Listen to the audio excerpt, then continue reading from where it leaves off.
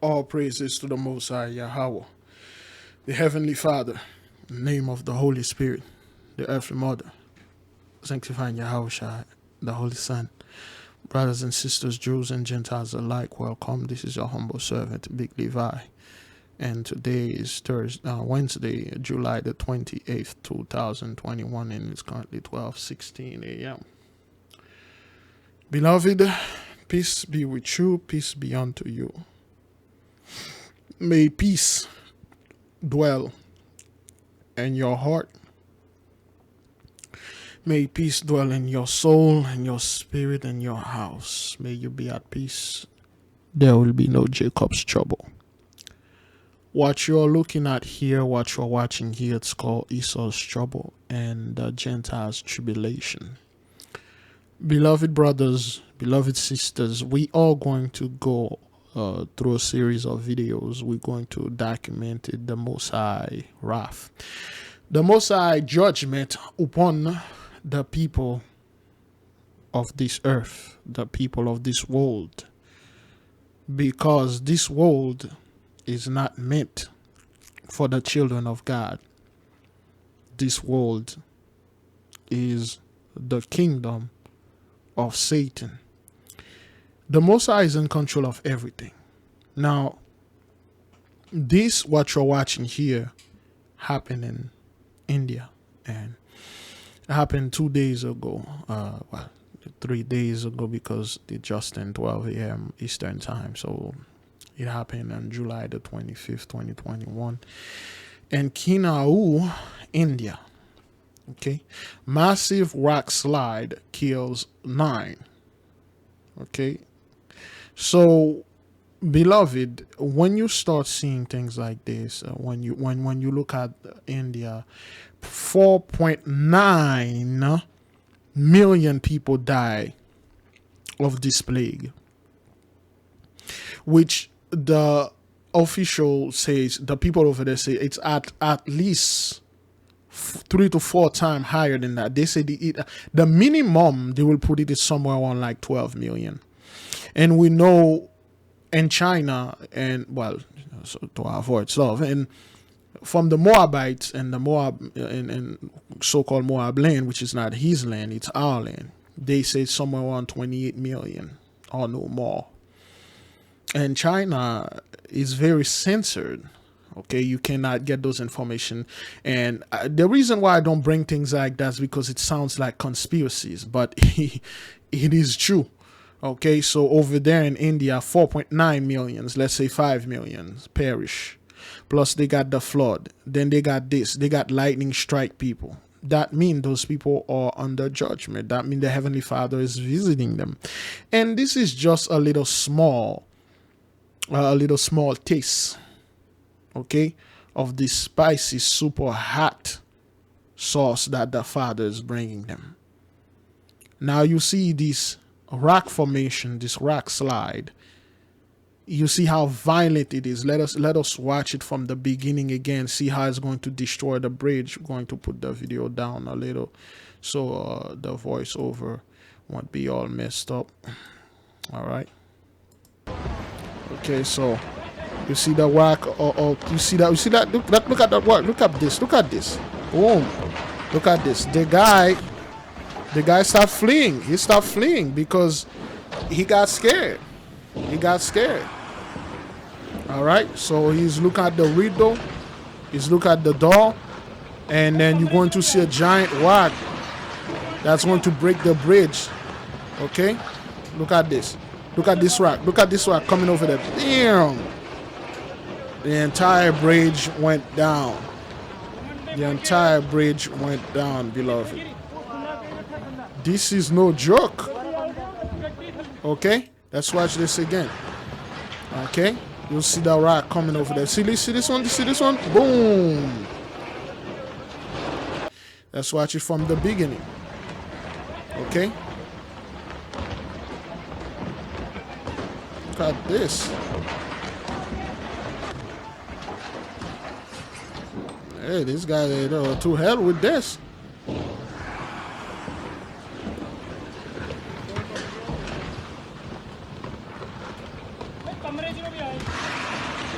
Okay, come the big rocks going to come somewhere right here.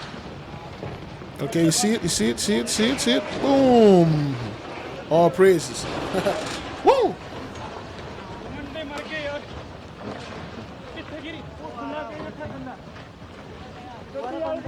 All right. This is the hand of the Heavenly Father. All praises to the Most High.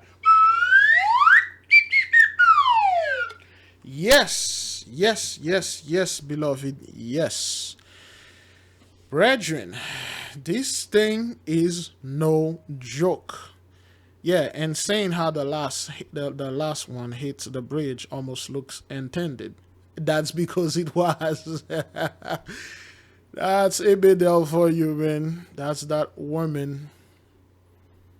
Ebedels is the same. Possibly one of the scariest disaster footage ever. Yeah, it's quite, one of the most terrifying video I've seen. Yes, that thing was terrifying. Okay, so, all right, so let me see.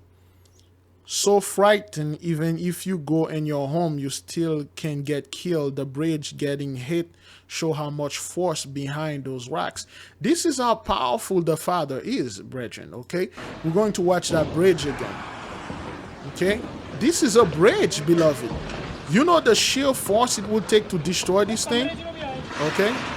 Watch the rocks, okay? We're going to play it in slow motion for the people to see this. Let's see if we can enlarge the screen.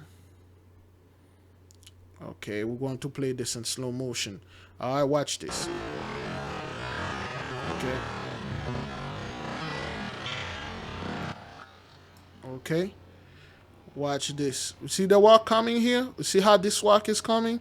Slowly, slowly, slowly, slowly. And then he hit the bridge. Boom. This is a bridge made with steel and car and mortar and bricks. It hit the bridge. Can you imagine this thing hit your house? Or even worse, hit you? All praises to the Most High, man. That's how powerful this thing is. With one rock, the Most High is able to bring down a bridge. One rock. You people are claiming that you have all sort of technology. You know, you Indians were bragging that in 2021 you are going to go to Mars. Is that what that is? Did the Indian... hang on. Now let me check. Indian going to Mars. According to Nature, in 2013, India reached for Mars. Its first interplanetary mission, dubbed Mangalyaan, launched a probe carrying 5 instruments to study aspects of the red planet, from its mineral composition to potential signs of past life. Is India reached to Mars? Who was the first Indian to go to Mars? When did India go to Mars? Is India successful Mars mission? They did say by 2021 they're supposed to go on Mars. They're supposed to colonize Mars. India on Mars despite failed moon landing. Yes. When did India say they are going to land on Mars? Here is some information for when India landed on Mars. Here's a summary from times of less than B greater than India less than B greater than. ISRO's first Mars mission MOM-1 had successfully entered the Mars orbit on September 24, 2014. All right, those guys can go anywhere. They were bragging that in 2021 they'll colonize Mars, and stuff like that. So they can do this, okay? Is that thing even recording right now? Yes, it is. Beloved, let us go and watch the Most High glory, okay?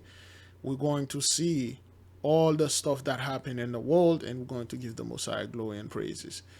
Will you require all federal employees to get vaccinated? That's under consideration right now. U.S. President Joe Biden on Tuesday said his administration is considering a COVID vaccine requirement for all federal workers. Such a move would be a major new step as the White House intensifies efforts to vaccinate tens of millions of Americans who still haven't had their shots. And then only one thing we know for sure. If those other 100 million people got vaccinated, we'd be in a very different world. So get vaccinated. If you haven't, you're not nearly as smart as I said you were. Thanks. The U.S. federal government is the country's largest employer. Biden's remarks at the Office of the Director of National Intelligence came as his administration's health experts advised fully vaccinated Americans to start wearing masks again in some circumstances. Why? That's not what you folks said.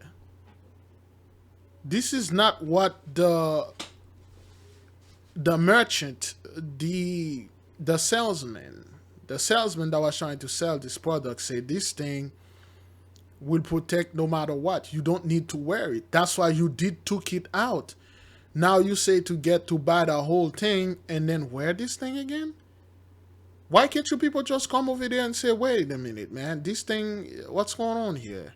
This thing is not doing what it's supposed to do. What's happening in here?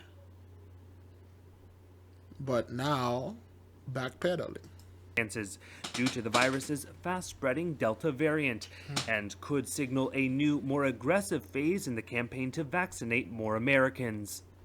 On Monday, the U.S. Department of Veteran Affairs mandated that its doctors and other medical staff get COVID-19 vaccines. So you can see from, a couple pictures they are showing like people that look like us. Okay, all right. And let me see the first person. Okay, let me see. The person that actually took it. See those dreads. Okay, eat, drink, party. That's what they want our people to do. Just eat, drink, and jam. And the 2/3, that's what they're going to do. Our children over there, okay? Our people, always. Because they see this thing is not doing anything to us, and that's why they are pushing against, towards us, and on our people over there, our people over here, Affairs mandated that its doctors and other medical staff get COVID-19 vaccines, making it the first federal agency to do so. And in New York, Mayor Bill de Blasio said he will require the city's more than 300,000 employees to get vaccinated by September 13th or get tested weekly. This means everybody.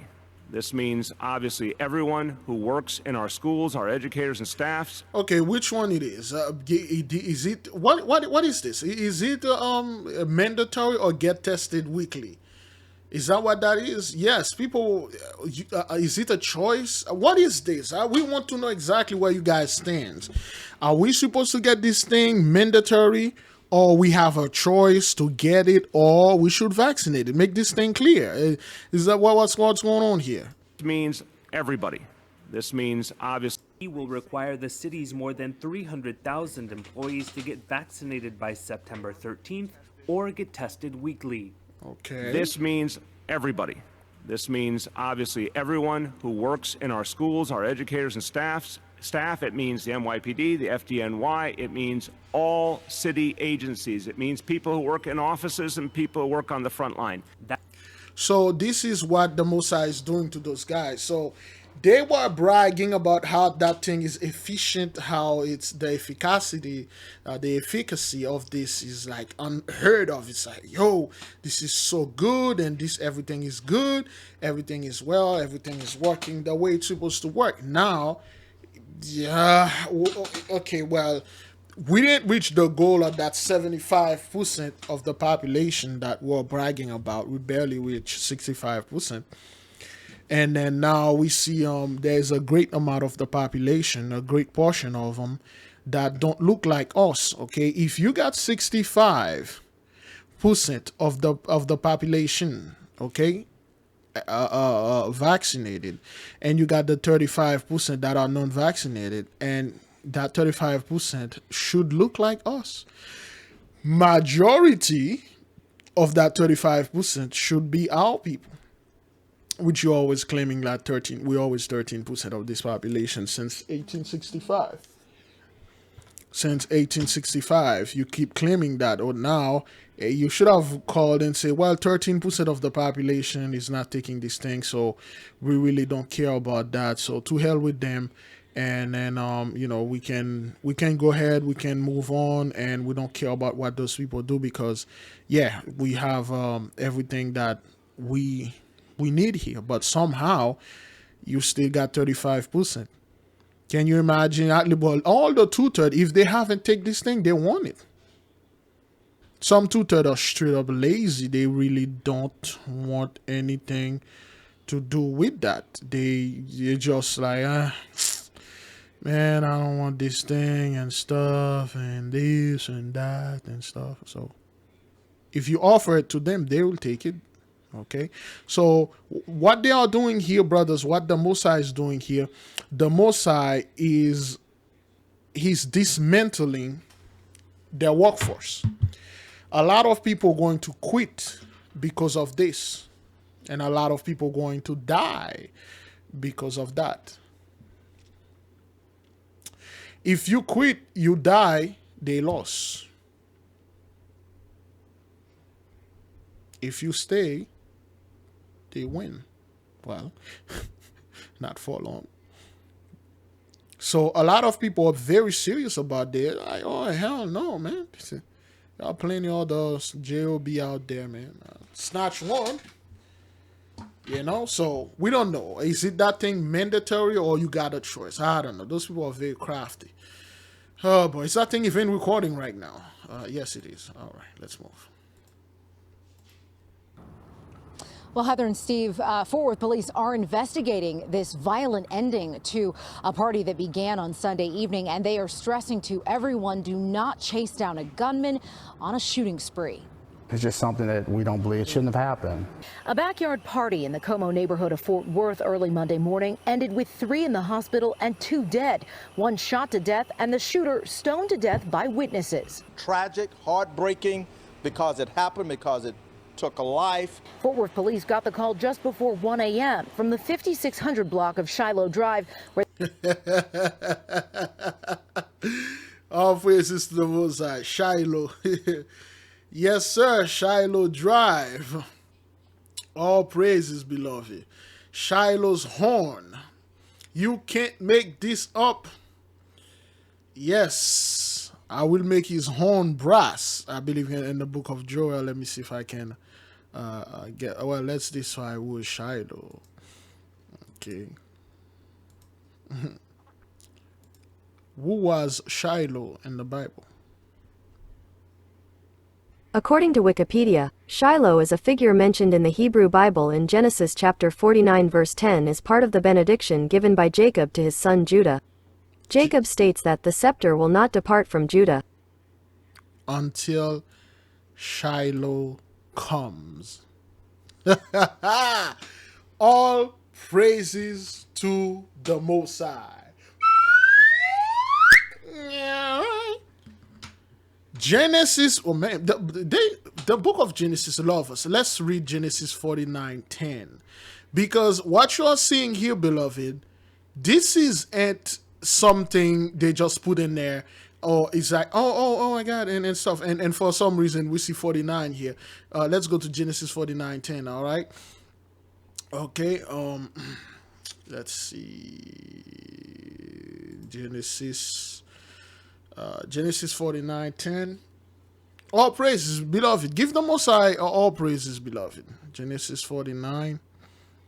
Okay. 10.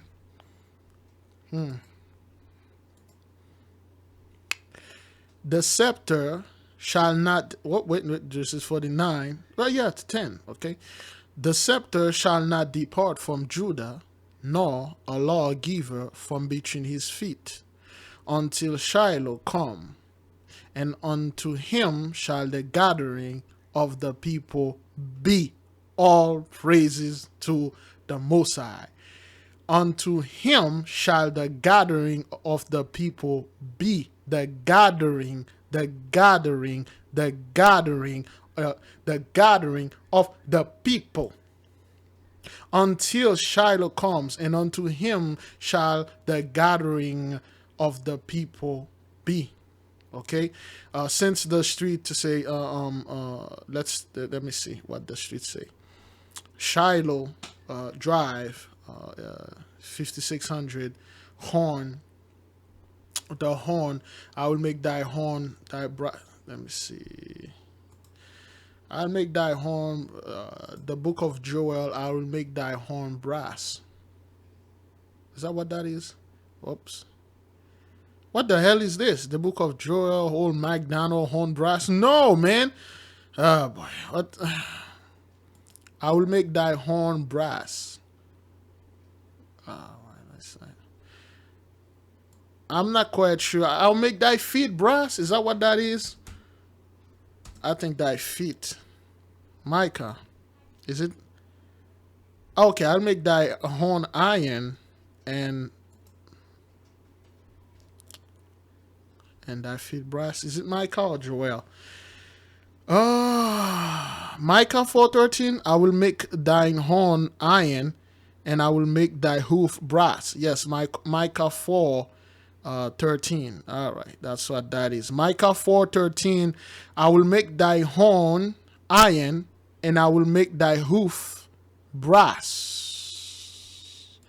Shiloh horn. All praises to the Most High. You can't make this up. Let us watch this again, beloved. And you know what happened here, brothers in Shiloh? Gunmen in deadly Fort Worth shooting stoned to death by angry mob. This is so spiritual. You know what that means? The guy that had the blessing with the sword was stoned to death by a group of people, that an angry mob that he used to enslave. They stoned this guy to death and he had a gun. Okay? All praises to the Most High. Do not chase down a gunman on a shooting spree. It's just something that we don't believe it shouldn't have happened. A backyard party in the Como neighborhood of Fort Worth early Monday morning ended with 3 in the hospital and 2 dead. 1 shot to death and the shooter stoned to death by witnesses. Tragic, heartbreaking, because it happened, because it took a life. Fort Worth police got the call just before 1 a.m. from the 5600 block of Shiloh Drive, where they found multiple. Okay, Shiloh Drive, horn. Shiloh's horn unto iron, and it hooves into brass. All praises. Block of Shiloh Drive, where they found multiple victims with gunshot wounds. Investigators say it started when one person at the party got upset and left, but returned and got into an argument with several people. Then police say that person started shooting. People at the party then started chasing the shooter, who continued to fire the gun. That's when police say multiple people attacked the shooter. They were able to get stones from pavers, stone pavers from the home. They were throwing them at the shooter. They either caught him, he either fell to the ground, and at that time he lost his life, what we believe to, by a stone. Police described the stones as concrete landscaping bricks, and just feet away from that backyard, Fox 4 found this large stack of bricks that matched that description. Officer Tracy Carter with a clear warning about the crowd's reaction. So this is very spiritual, man, you know, and that guy got stoned to death. That guy got stoned to death, man. Like, yo, are you serious, man? That guy, they took this guy to stone his ass to death. 2/3, man. Whatever. Let the authorities take their position. Let us handle this. But we do not advise someone going after someone that has a gun. Police also investigating another shooting Sunday afternoon in the same neighborhood. Police say a man was shot in the neck, but fled the scene before officers arrived and drove himself to a nearby hospital. We've got to do a much better job, obviously, of managing our anger, of learning to settle. So again, this is another Negro they always put in there that always try to tell people this is somehow our fault. We have to manage our anger and stuff. Nah, man. This is plague number 9. Well, execution by the sword and also the stone. All praises to the Most High. All of these things is happening, beloved, on the behalf of Genesis 15. Okay, verse 13. Okay, Genesis 15, verse 13. And he said unto Abram, know of a surety that thy seed shall be a stranger in a land that is not theirs, and shall serve them, and they shall afflict them 400 years. And also that nation whom they shall serve will I judge. The Heavenly Father is judging this nation through the 10 plagues of the apocalypse of Abraham, and also the ley line and all sort of craziness out there. Okay, so that's one of the Negro. Okay, dispute. Community activist Estrus Tucker says he worries that new Como residents don't take the same pride in or show the same concern about the neighborhood as the long-timers seem to do. We try to find ways to redeem the narrative and say this is not who we are, this is not what we're about, and continue to lift our standards and our expectations for our neighbors. Yeah, good word. I mean, nothing. All praises.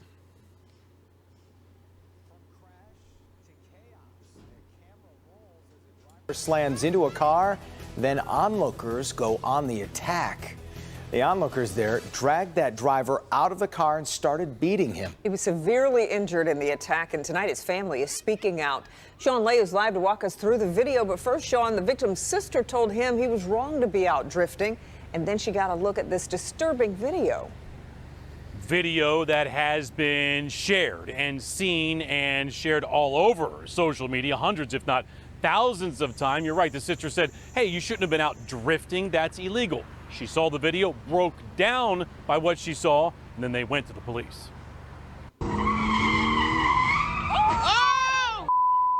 A driver drifts too far, slamming into a Dodge Challenger Scat Pack. Watch again.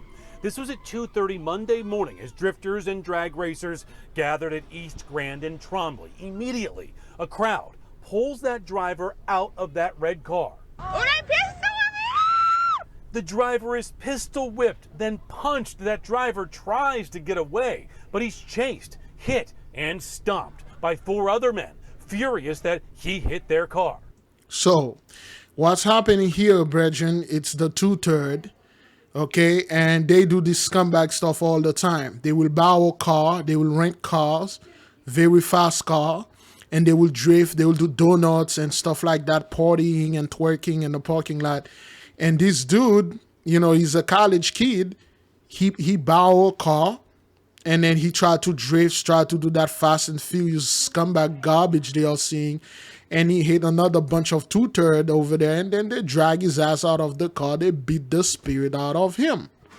The driver being beaten in this video is a 20-year-old Ferris State student. What was he saying right after the accident? He was begging them to please stop because they were beating him, and he was saying, he's sorry, I'm sorry, please stop. His sister Tequila says her brother is just a big kid, likes to draw superheroes, and wanted to try to drift in his friend's car when he crashed. Okay, so that's what happened. A lot of the brethren out there, and they see things on social media, they see things on music videos online, they want to do too, until reality popped in. So they drag his ass out and beat the hell out of him. He lucky those 2/3 didn't kill him.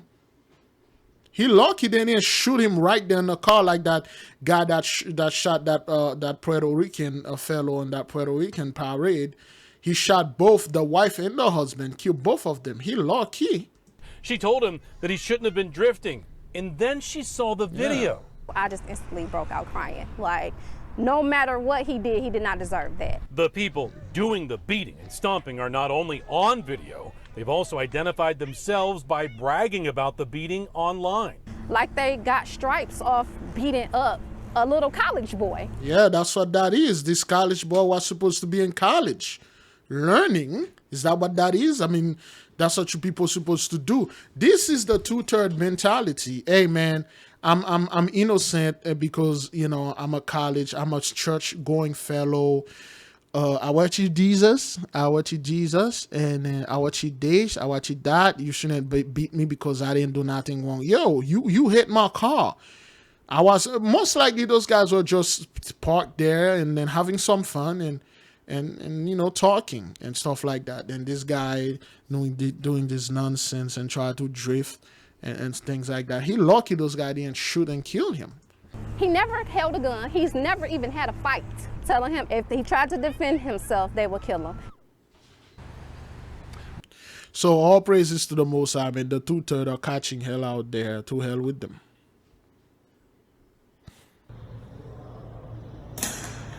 Okay, this is a moose A bull moose relocated from their parking. This is a bull moose, man. A giant freaking moose. They find it in a garage. It's not supposed to be there.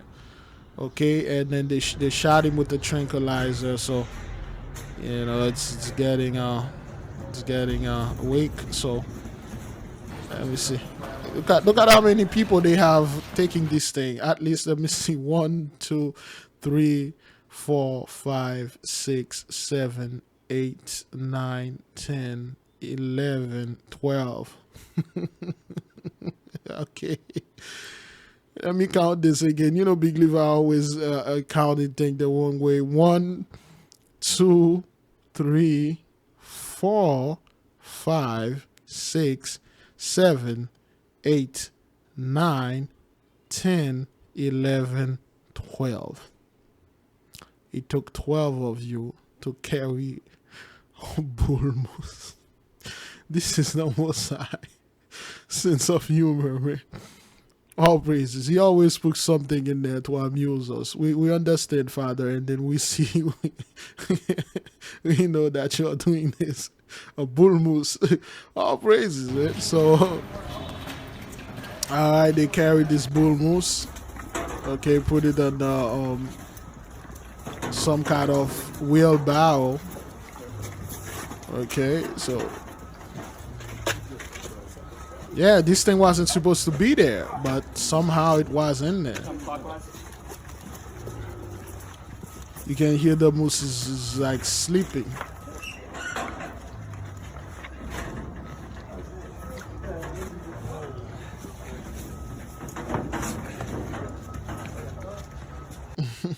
We're learning new. All praises to the Most High. Crazy, man, crazy things. Shooting in the Fulton River District overnight. A 52-year-old Chicago man becomes a victim not once, but twice. A 52-year-old man. All right, then. You know what to do in the live chart. Do your thing. CBS 2's Suzanne Lemonnier is live on West Madison with what happened.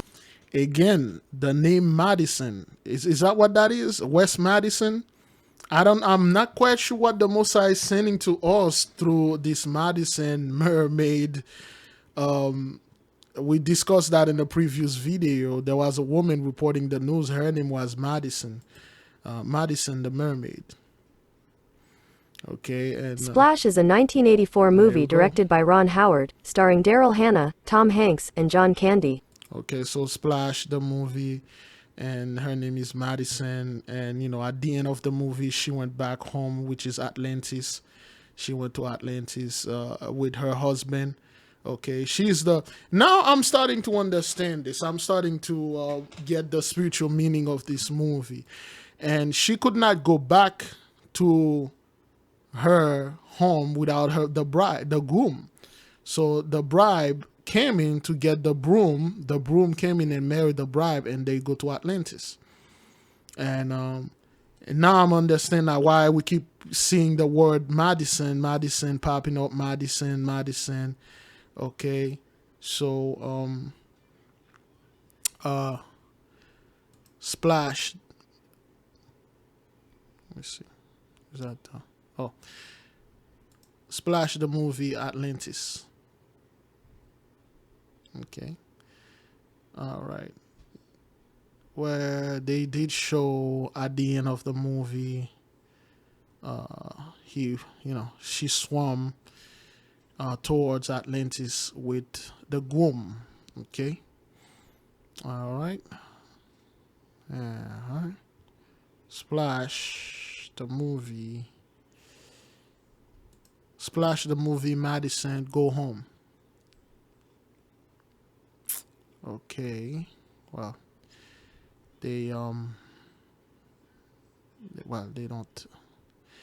don't show it, and I don't want to see if I show it on Google, in YouTube, it's going to be Madison Avenue, and that's when she looked at the sign and she said her name was Madison Avenue. So, and then this thing happened in Madison Avenue. Is that what that is? Let's listen to what she said.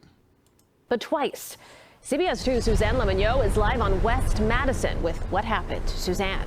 Okay, West Madison and Madison. So most likely this message has to do with the bribe, getting the groom, and then go home to Atlantis. That's what that movie was. Then again, I keep saying that we recommend this movie, and it's a very cute little movie, like romantic and stuff, and it's all good. So it was a pretty good movie. So anyway, beloved, I don't know why the most I keep sending those things, Madison, what, President James Madison or Adam Madison. All praises. Give the most all praises. Let us keep on moving, brethren. Erica, first the man was robbed right here in front of this apartment building, Presidential Towers. Then a car. Then again, Presidential Tower, President James Madison. Okay, this is, I don't know what the most are trying to say here. What is it, Father, you trying to tell us, Presidential Tower?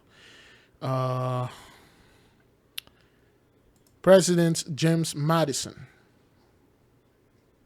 According to Wikipedia, James Madison Jr. was an American statesman, diplomat, expansionist, philosopher, and founding father who served as the fourth president of the United States from 1809 to 1817. Number four, fourth part, James Madison.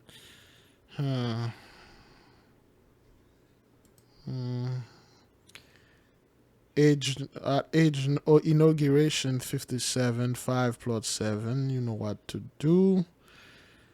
I'm not quite sure what's going on here with President Madison, but anyway, it's some messages. I'm thinking that's the broom, the bribe. Need to get the groom, the bribe, which is us, the groom, which is YAHAWAH, and get to the great king, and then come back to Atlantis and war. That's what I'm getting. If you get any information, please put it in the comment board and the live chat, because we're seeing this a lot. It's not a coincidence. Pulls up. The people inside get out and start shooting. He's shot. The man was taken to Stroger Hospital in stable condition. Police sources with knowledge of the investigation say the man was heading to his home in Presidential Towers when he was approached by three men here on the 500 block of West Madison. Emergency crossing Presidential Towers, parking garage, it was shot fire. One of the men pulled a gun on the 52-year-old victim and told him they were going to rob him. The victim handed over his wallet. At that moment, three men in a dark-colored sedan pulled up. They got out of the car and opened fire on the victim and the three men who robbed him. The victim.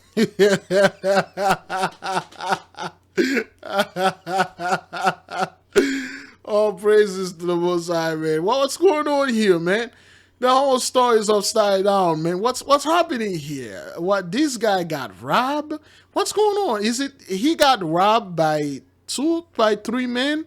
He gave up his wallet, and then another car pulled up and then start shooting at the other three men that just robbed him, and he got shot. What's going on here? What happened? Going to rob him. The victim handed over his wallet. Okay. At that moment, three men in a dark-colored sedan pulled up. They got out of the car and opened fire on the victim and the three men who robbed him. The victim was shot in his lower back. I had an emergency over there, a transfer fired over there on Jefferson and Madison. Thomas Jefferson and Madison. All right. A total of 19 shell casings were recovered at the scene. Wow. One of the bullets shattered this nearby window. As the three men went back to the sedan, one of the men involved in robbing the victim started running towards them while firing his gun. The men got away, heading north on Jefferson. The trio involved in the robbery ran into a parking garage. Police are checking with Presidential Towers to see if they have surveillance video of the shooting. In the Fulton River District, Suzanne Lemignot, CBS 2 News. This is weird. This is one of the weirdest news ever. And again, we know the angels are reporting back unto us, give them a spirit of confusion, a spirit of strife. This man just got robbed by three men, and those three men got shot by another three other men. What's happening, man? This is weird. All praises, beloved. All praises. No peace for the wicked, man. They shall have no peace, brethren. dropped. Okay. What was this like? Anyway, hearing these so allegations? all right, so let's watch this. Only right here on 10, a rabbi in Miami Gardens is having his name cleared after charges of molestation against him were dropped. He was accused of inappropriately touching some of the students at the religious school where he worked, but the state attorney's office has dropped all charges. Local 10's Rosh Lowe is live with our one and only exclusive. Rosh. There you go. You know, those are Gentiles, two-thirds scumbags. You know, this is a news over there. And then you see this is the Gentiles, the heathens. They really don't care, brethren. They really don't care. And that's what they are doing out there. Okay? When this rabbi was arrested, So this is your little baby? Okay. This is my baby. He was 3 months when everything started. He is what gave me all the strength to push forward and be there for him and all my other children. Sivan Benita holds her 3-month-old baby, thanking God that her husband is a free man. So this rabbi was accused of sexual molestation. Somehow all the charges were dropped. So there you go, man. You know, hey, that's what those people do. Only Local 10 is there as Rabbi Yosef Benita, accused of touching the private parts of a student at the Lubavitch Educational Center in Miami Gardens, has the charges dropped. What was this like, hearing these allegations? I don't know. I just got the story. I don't know where the story came from. An underage male. You got to be kidding me. This guy been coaching very well. Hey, I don't know where this story from. I don't know. I just, hey, man, it's just coming out of nowhere. You know, that's Amalek for you, right? What was this like, hearing these allegations? I don't know. I just got the story. I don't know where the story came from. An underage male student initially told cops that during tutoring at this Orthodox Jewish day school, Benita touched his private parts 4 to 5 times. Mr. Benita was falsely arrested and spent time in jail. Of course, yeah. Womb 7 plus 2. Okay. Courtroom. Perfection. The child also said the rabbi did the same thing to a friend. I knew from day one that Mr. Benita was innocent. The rabbi was arrested, but then attorneys for the rabbi gave authorities a Zoom call with faculty of Lubavitch Educational Center and the child, where, according to prosecutors, the child said that the rabbi tickled him, but did not touch his private parts. It's very hard, but I have faith with God that that didn't. Yeah.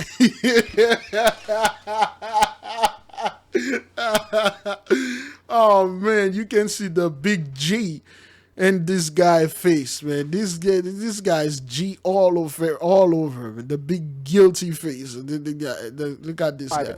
It's very hard, but I have faith with God. That didn't do anything. Any message to the It's very hard, but I have faith with God. They didn't do anything. Any message to the people who brought these allegations? Hey, you know, this dude got good. You got a good lawyer. Zaza. Forward. I want to say to the whole world that gossip is a very big thing. We have to be careful with gossip. Okay, yes. Yeah. Wow. Man, look at that fierce look. Anyway, beloved, listen, things like that, they happen so much. If there's a show, Chris Henson, it's called To Catch a Predator, and I remember an episode where they catch a rabbi. He came in to have sex with a 12-year-old boy, I believe.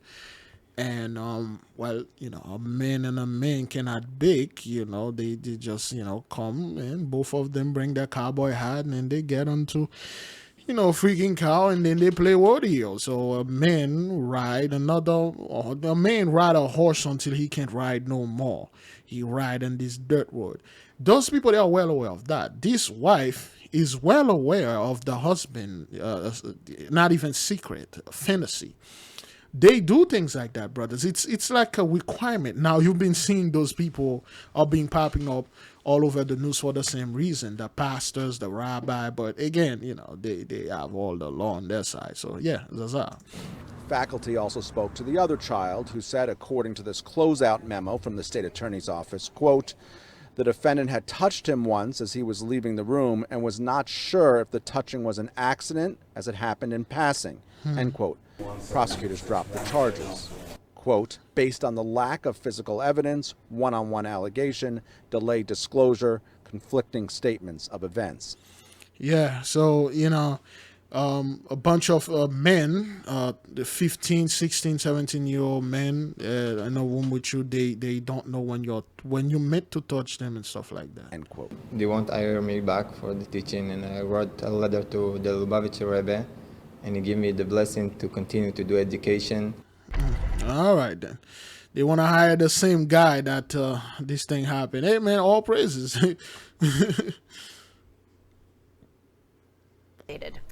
And more breaking news here. Atlanta police just releasing new video, hoping you can help them identify a person of interest in connection with the death of a 14-year-old boy. Police say the teen was shot and killed during a fight involving several juveniles earlier this month on McAfee Street in downtown Atlanta. So that's what the tutor does. It's all party every day, party every night. They don't care. Two other teens, a 16 and 17-year-old, are in custody.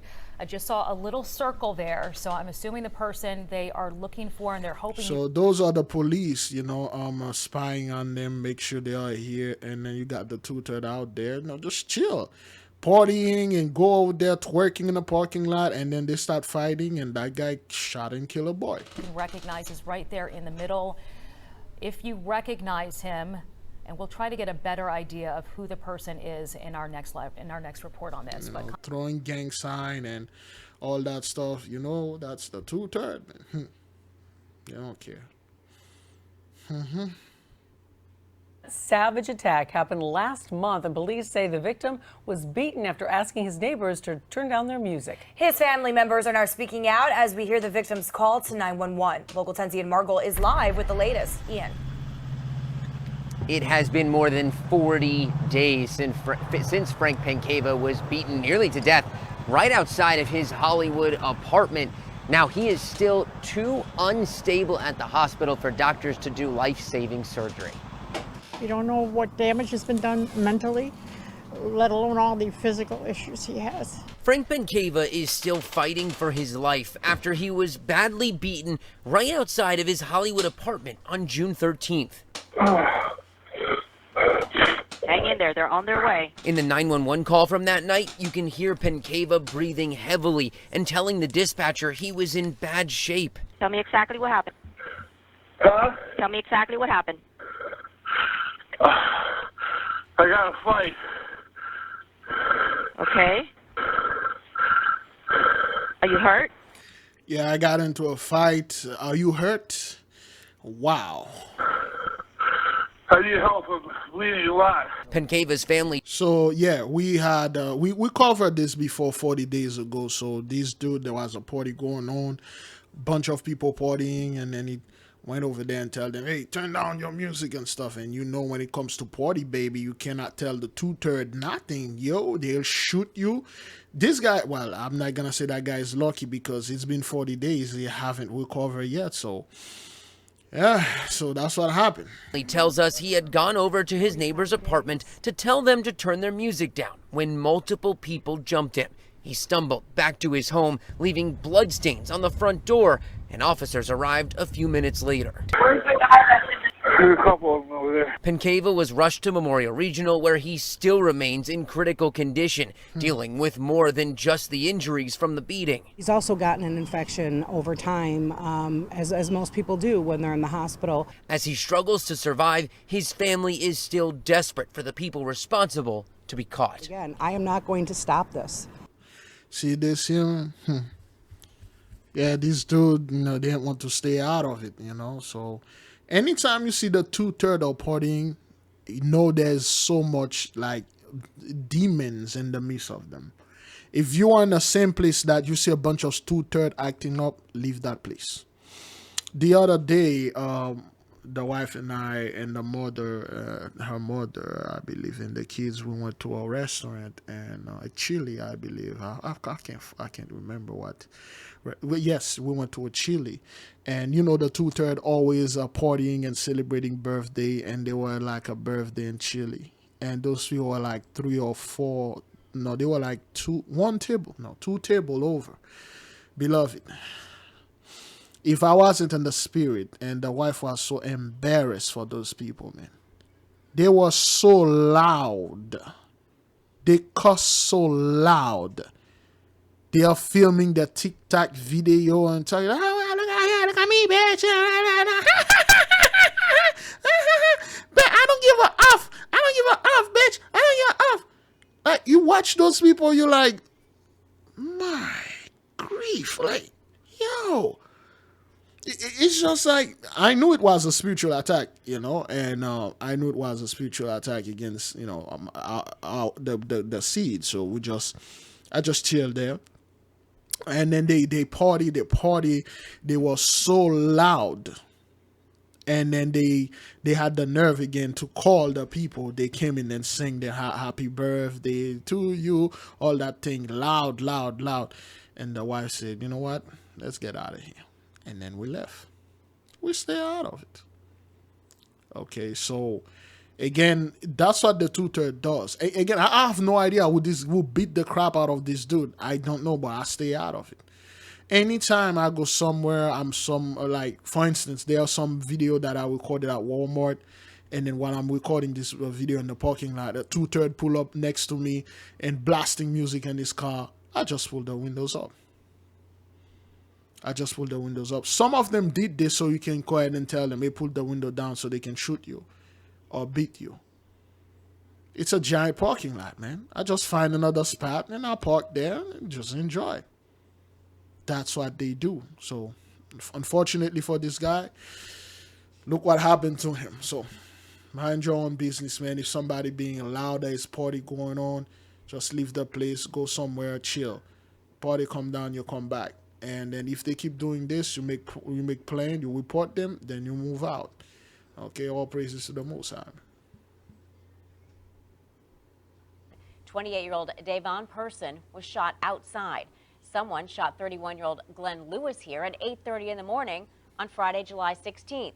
This morning, I spoke with Person's cousin, who lives down the street, and heard that gunfire yesterday. So what's happening here, brothers? Man dies in shooting on Pond Lane in Chesapeake? Huh. Second homicide at same home in a week.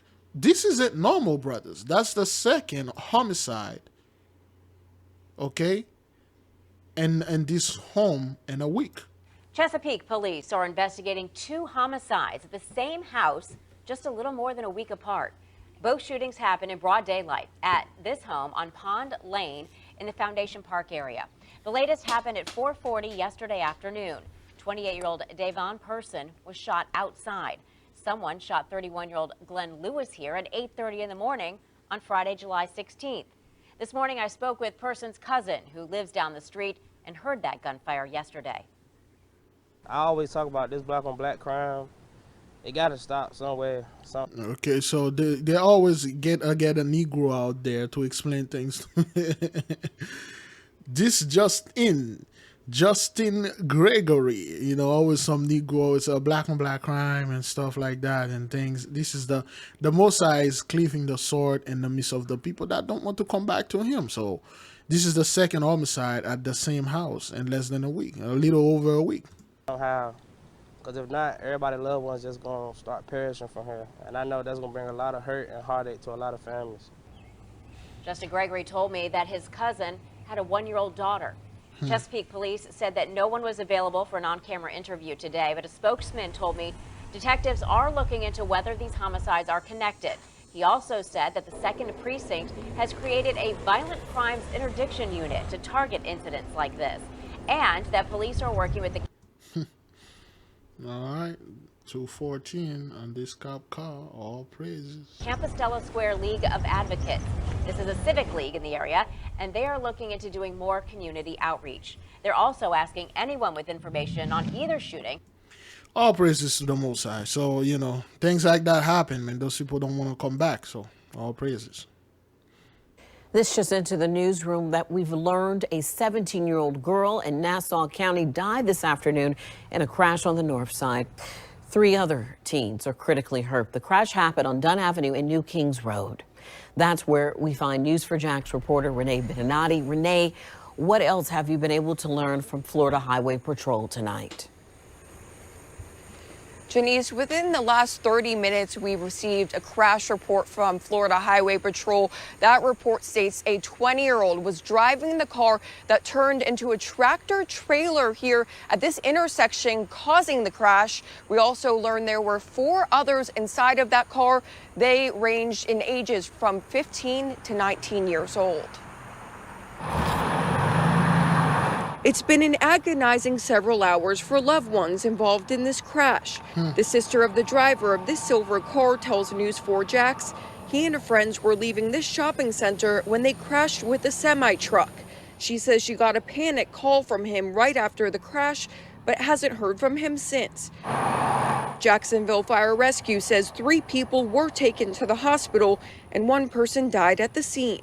So, yeah, man, that's the ley line. And you've seen this a lot, brothers. A lot of people are dying in car accident now more than ever. We give the Most High praises and glory, okay? The 17-year-old was my co-worker. She was amazing, and I will never forget her. Wow. Was she your friend too? Why did your friends cut the semi-truck off? What did her dad and mom say about this? I don't know those details in experience.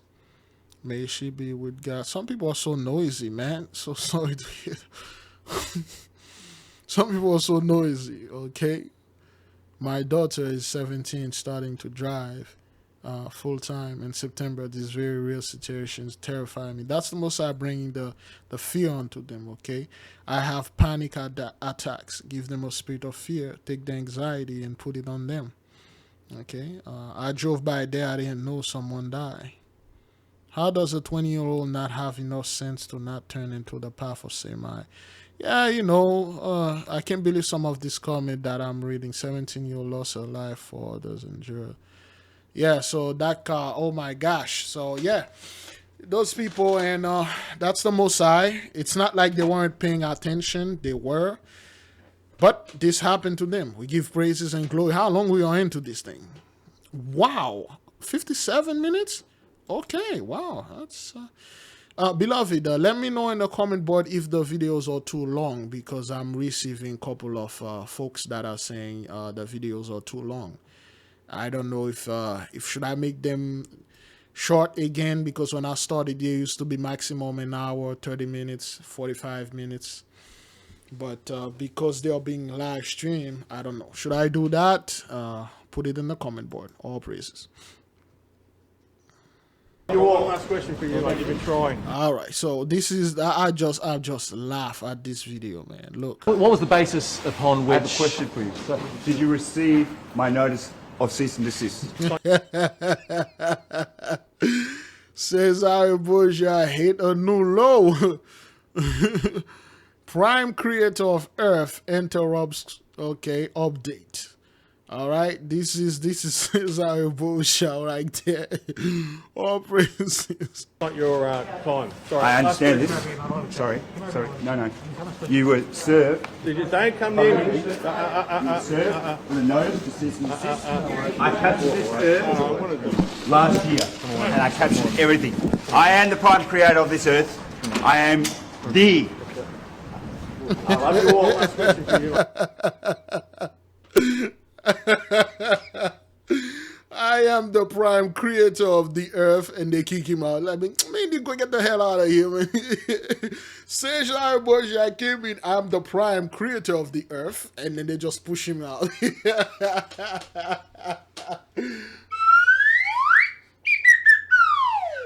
Man, this guy come out of nowhere. Hey, I'm the prime creator of the earth. They just say, man, get out of here. Says I hit a new low, man. Look at this. He came in. I mean, I'm the prime creator. Man, get out of here, man. Captured this earth last year, and I captured everything. I am the prime creator of this earth. I am the. I am. I love you all. Last question. I love you all. Trying. It doesn't matter what my name is. I am Sean Alan David Thomas. I am the prime creator of this earth. Yeah, so I am took into God. an external leave.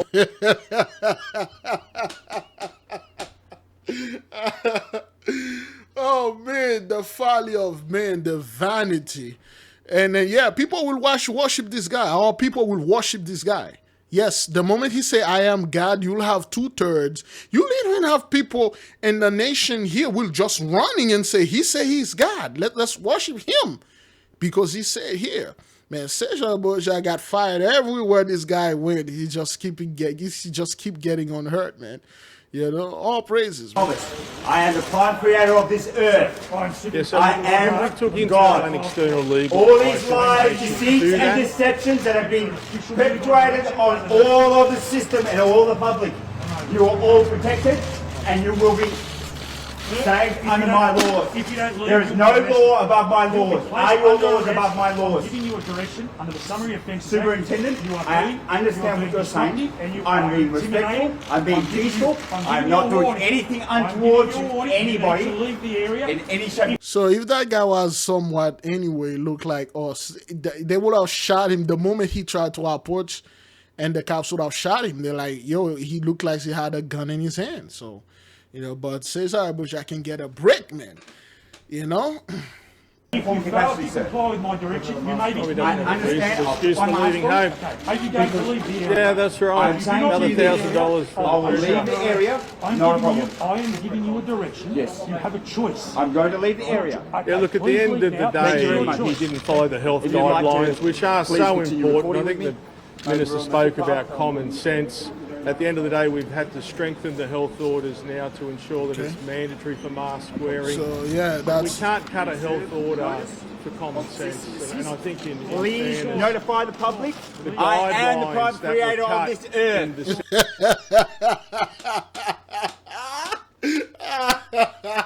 earth. The delusion, man. Yeah, right.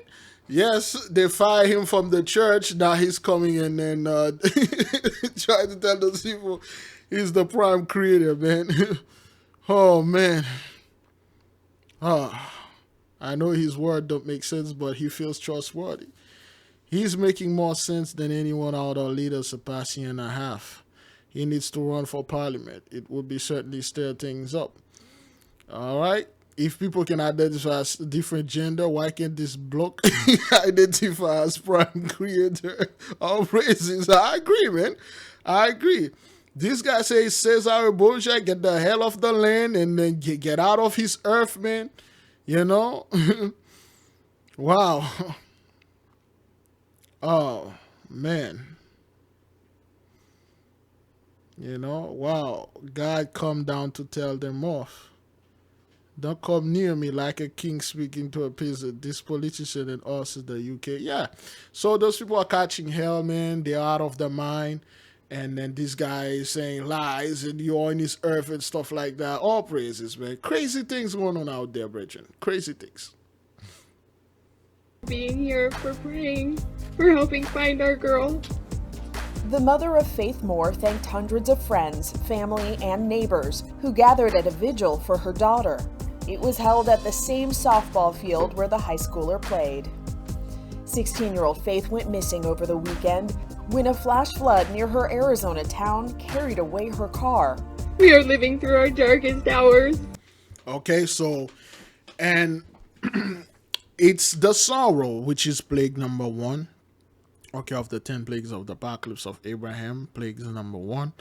And it's the sorrow that's happened, beloved brothers. It's the death that the death angels are reporting back, and they are showing to us, like, you know, that flash flood that happened in Arizona, and she got washed away and she died. And but anyway, she's missing. So this thing happened a couple of days ago. So amen, you know, till this day they can't find her.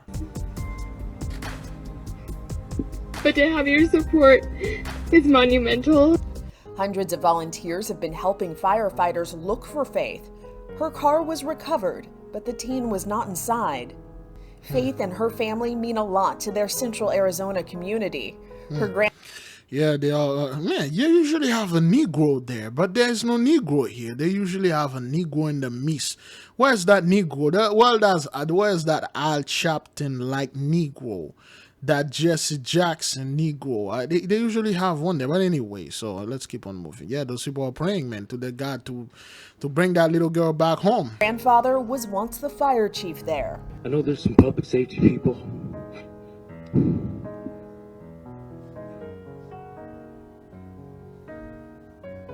that are struggling tonight, that you would just comfort them and lift them up.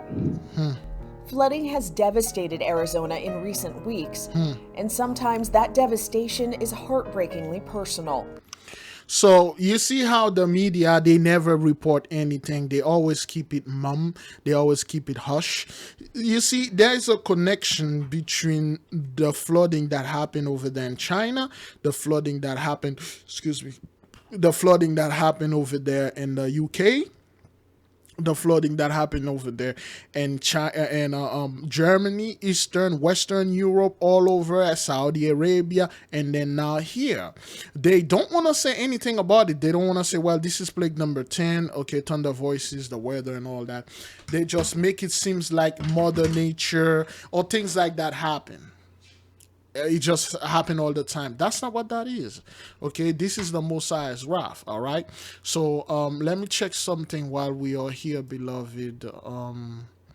So far, how many hurricanes we have for 2021 season?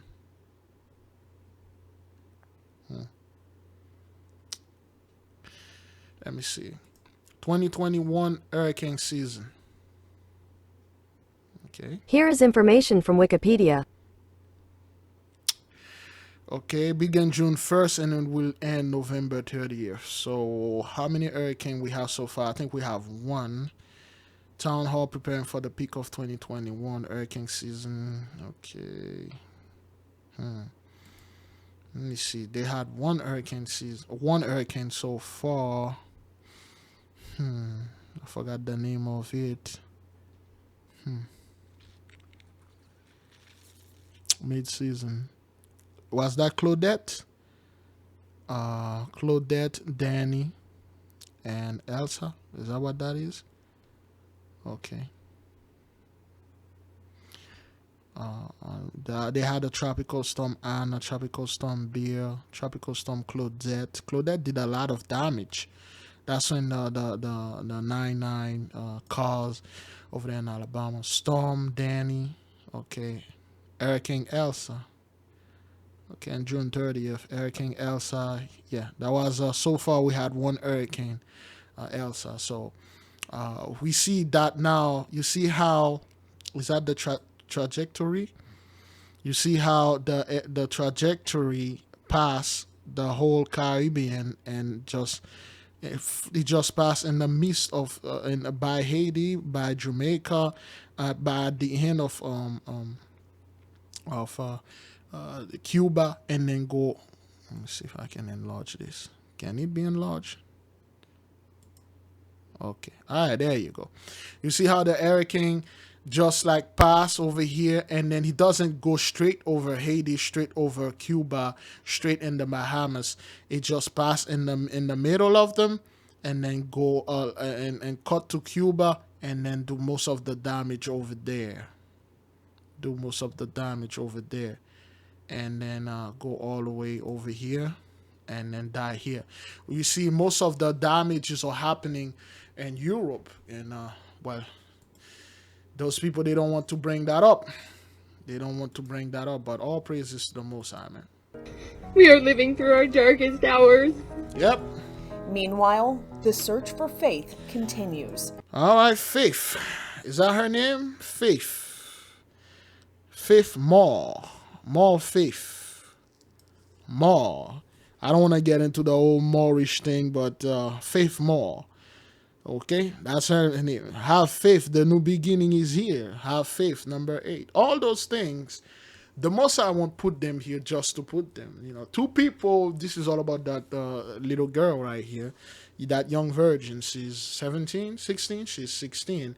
You know, then again, 1 + 6 = 7, perfection. So, so she got the number 8, the new beginning, and her name is Faith. You can't make that up. Her name is Faith. She was swept off the land. All praises to the Most High. Beloved, let us keep on moving. The Most High is in the midst. How long we are into this thing? Right now we have breaking news. Police are on the scene of a deadly crash in Venice. It's all happening on Pacific Avenue and Westminster. That's where we find Tina Patel, who is live with us right now. Tina. All right, another Patel, another lane owner. All right, then. Hey, always a scumbag in the back, man. There are two scenes here in Venice. Across the street is the Westminster Dog Park, and there is a white tent that you see there. That's covering up an overturned vehicle that crashed into that building that's near the dog park. Luckily, no one was here. No one was injured in this, but the driver in that car has passed away. And what officers are trying to figure out is how he might be connected to a shooting that happened a few blocks away. This driver did have gunshot wounds on him. There was also a gun found in the vehicle. What officers are now trying to figure out is how he may be connected to a drive-by shooting that happened a few blocks away just a few minutes before this crash. There's another vehicle down the street that we know has bullet holes. The driver was not injured. He's talking to police now about whether there was a third car that may have been involved in the shooting or whether the person who died here in the crash may be the one that was responsible for the shooting. Officers say there's a lot of information they're still trying to gather. They're talking to witnesses. They're also trying to see if there's any cameras in the area. Basically, they don't know anything. So, you see, beloved, this is plague number 9. Okay, execution by the sword, and also plague number 5. Number 5, destruction by the sword. See how there's a lot of crash, and a lot of killing, and a lot of shooting, and the people are worried. Okay, they're worried.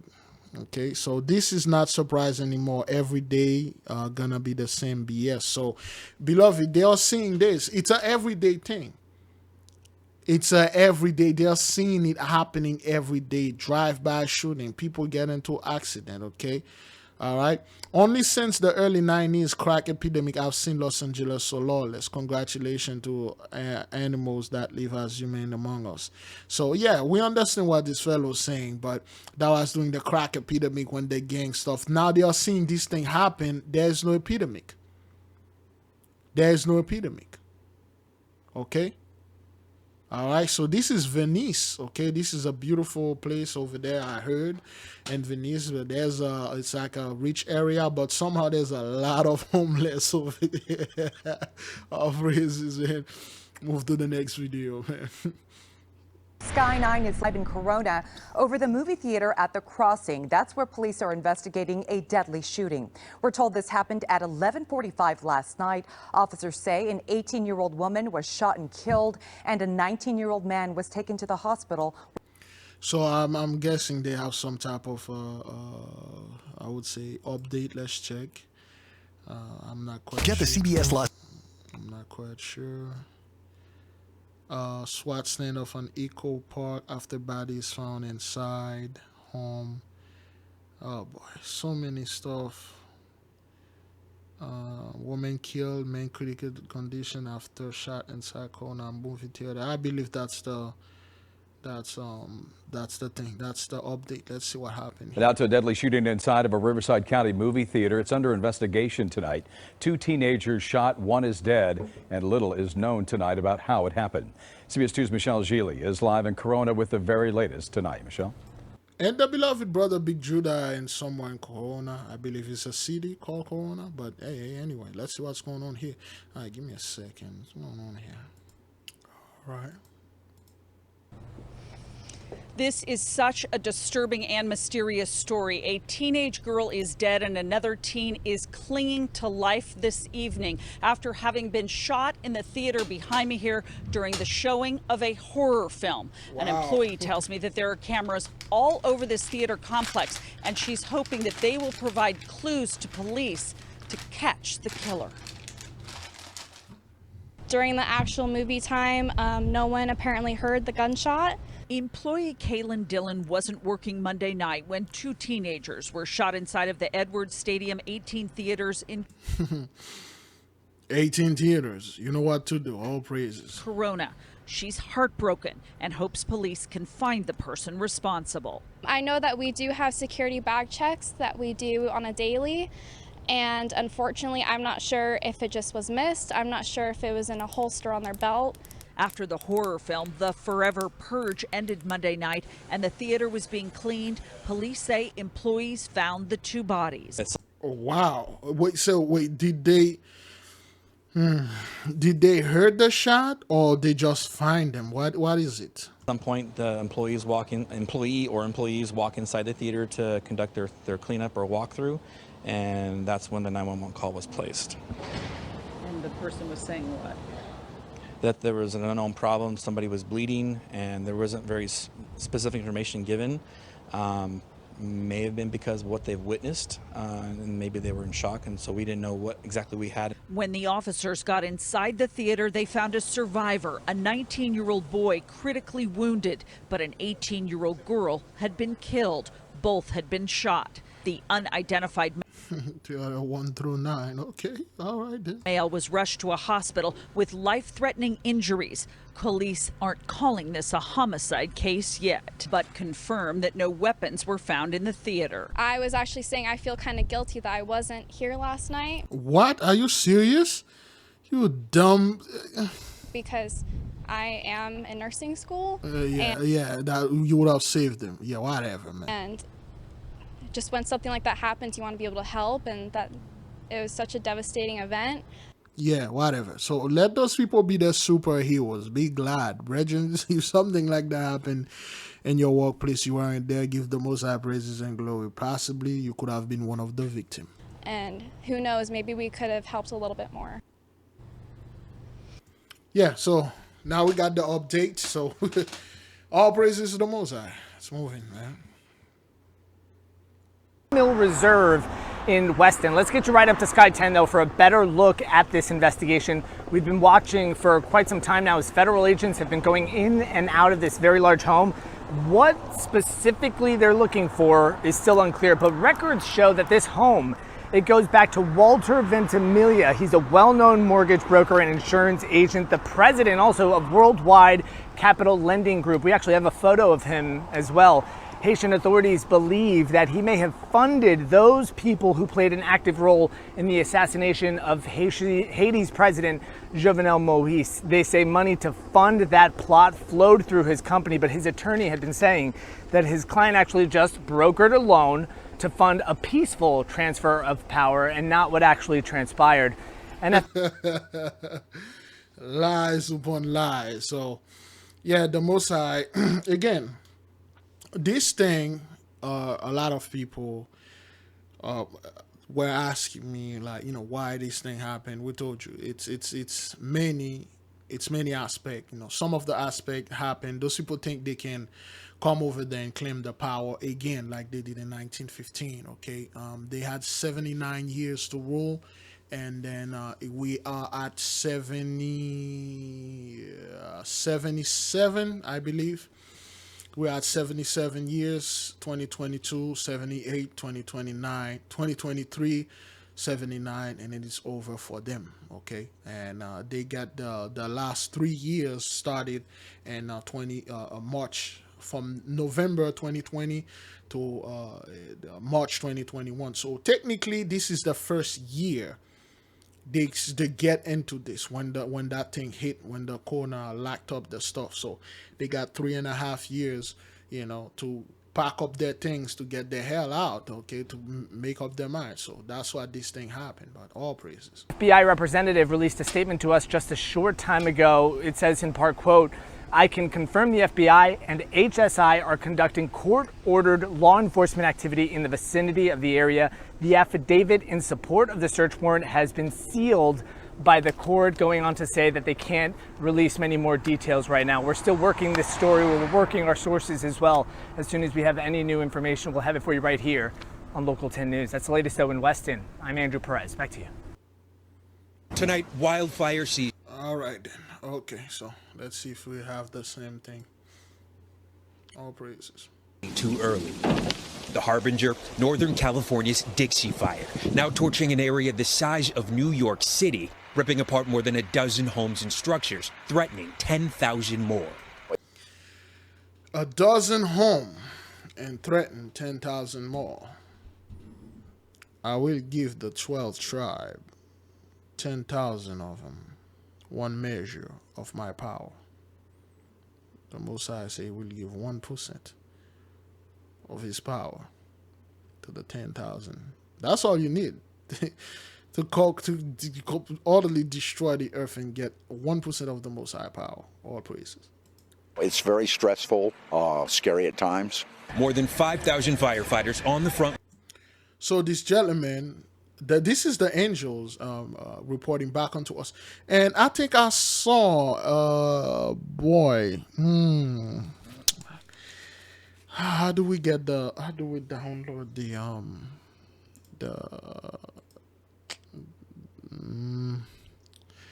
do we download the thumbnail?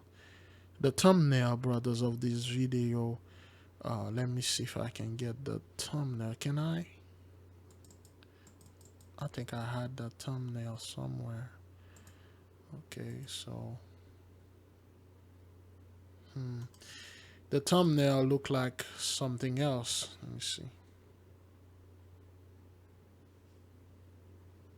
Too early. There you go.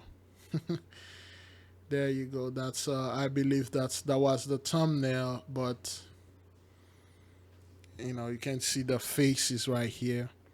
Okay, you can see the nose, the eyes, the air going on in. I think tonight. Yeah, so the thumbnail look really, really nice.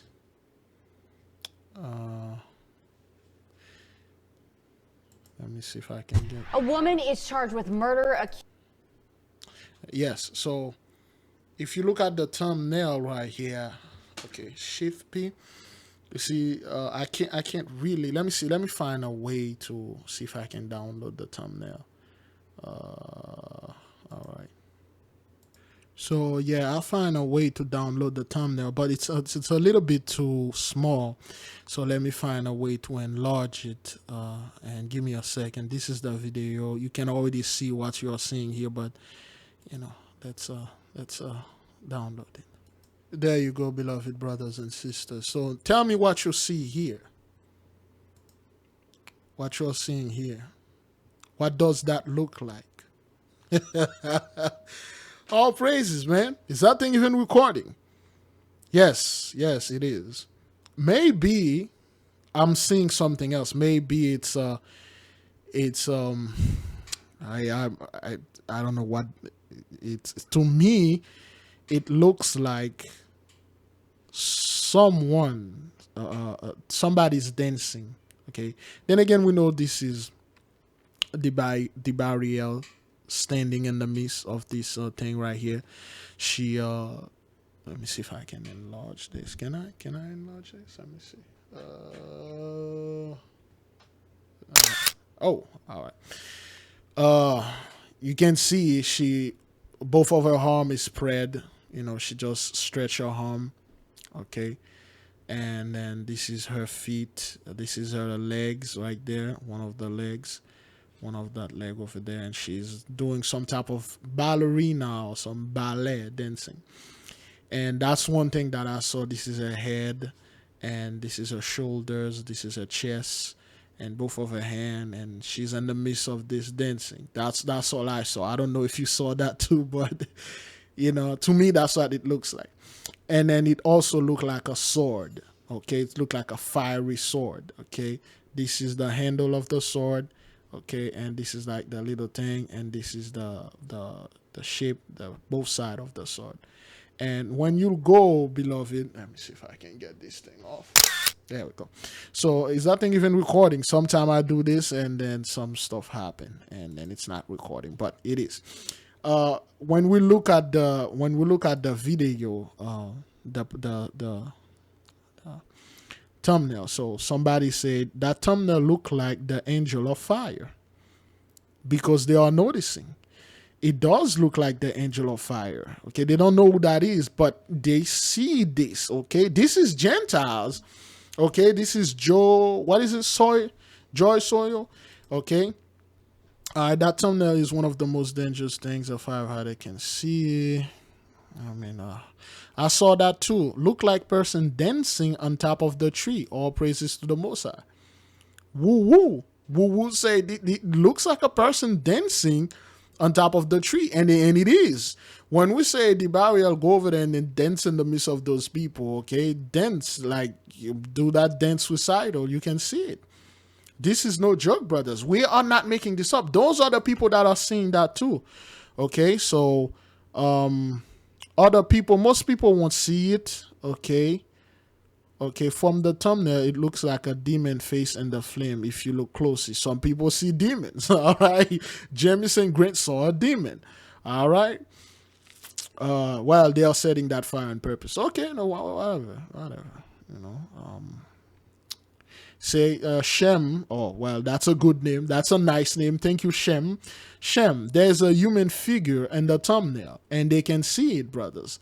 You'll be crazy for not seeing this, beloved. For those of you that are listening with your phone in your pocket, there is actual a person standing there stretching her arm. Okay, let me see. There's an actual angel standing in the midst of the fire stretching her arm. Ballerina. Ballerina is a No. Okay, so crap. Okay, let me see a ballet stance. Let me see. Ballet double changement. Okay. No. Ballet stance. All right. So let me see which one. I'm not too good. Here we go. All right. So I think the number 2. What we see, what they call the number 2. It seems like a ballet in French. It's like the number 2, this person, she having T-pose. Okay, is that what that is? Ballet T-pose? Ballet T-pose. No. Del T-pose? No, I don't even know this scumbag. What the hell is this? Who the hell? That YouTube things, let me type it. Ballet T-pose. Oh, is that what that is? Okay, something like this. Well, I'm horrible. Men doing ballet, all right? All they need is the cowboy hat. Zaza. All right, let me see. It looked like something like this, you know. All right, some T-pose, ballets, stuff like that, dancing. I mean, you catch my drift, right? Okay. Ballet pose, all right? Okay, something like that. See this, and then it looks like this. That's what that is. So that's just for reference. It's a dance pause. Okay. All right. I'm not too good with ballet. I don't know what that is. And it's a dance, you know. And it's a beautiful dance, though. So, all praises to the Most High. You can see the angels are there, you know, dancing. People are seeing those things, brothers. Okay? And people are seeing these things, and they are giving the Most High glory. Then again, this is plague number 2, fiery conflagration of the city. So, let's read more comments. Okay, firefighters are heroes. Thumbnails is crazy. It is. Okay, make it rain. Before okay, say before playing this, do you see a human shape and the fire? No head though. Okay, yes, we saw it. They are noticing those things, brothers. Okay, they can't see the head. Okay, but there's a human, there's an angel here. You can see both of the feet. Okay, this thing is no joke, man. They can see that. Dear God, protect my strength, brother, sister. This is happening every year. No hish. The fire has become a living, breathing thing because it is. Okay. 1/3 of the trees and all green grass be burned up, said the Lord. All praises. All right.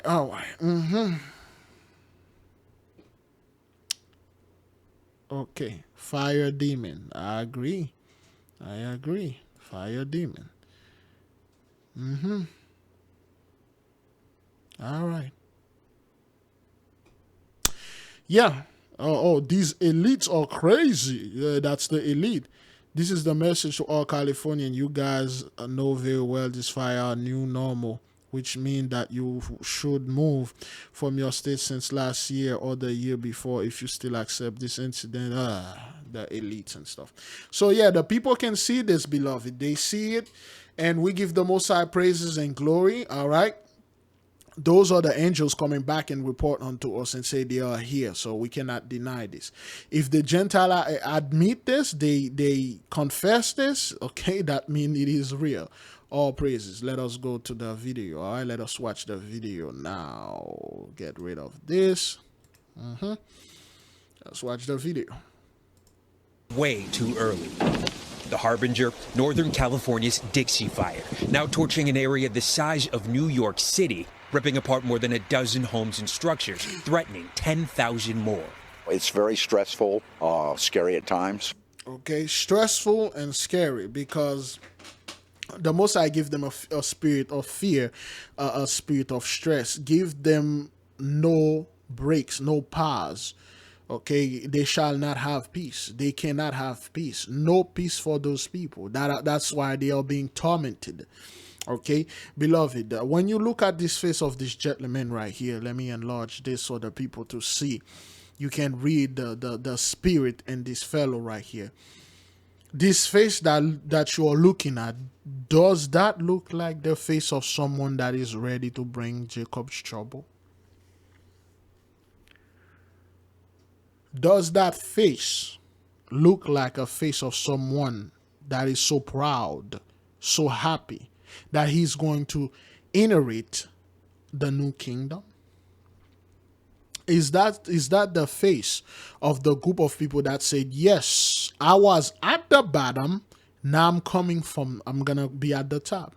The first will be last, and the last will be first. Is this a face of a person that say, you know what? Finally, we are going to rule this world. Is this the face of someone that is ready to lead the world to the light? No, it is not. Beloved, Jews and Gentiles alike, this is the face of sorrow.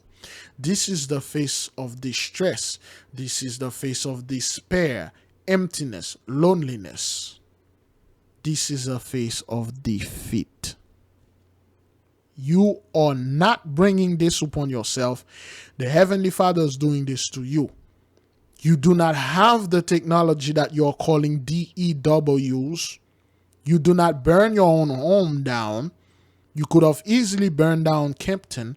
You could have easily burned down Liberty City. You could have easily burned down Atlanta, Georgia, the hood, and Chicago South Side. Yet you choose to burn down your off-grid place. You choose to burn down your $2.5 million houses. That means the Heavenly Father is doing this to you.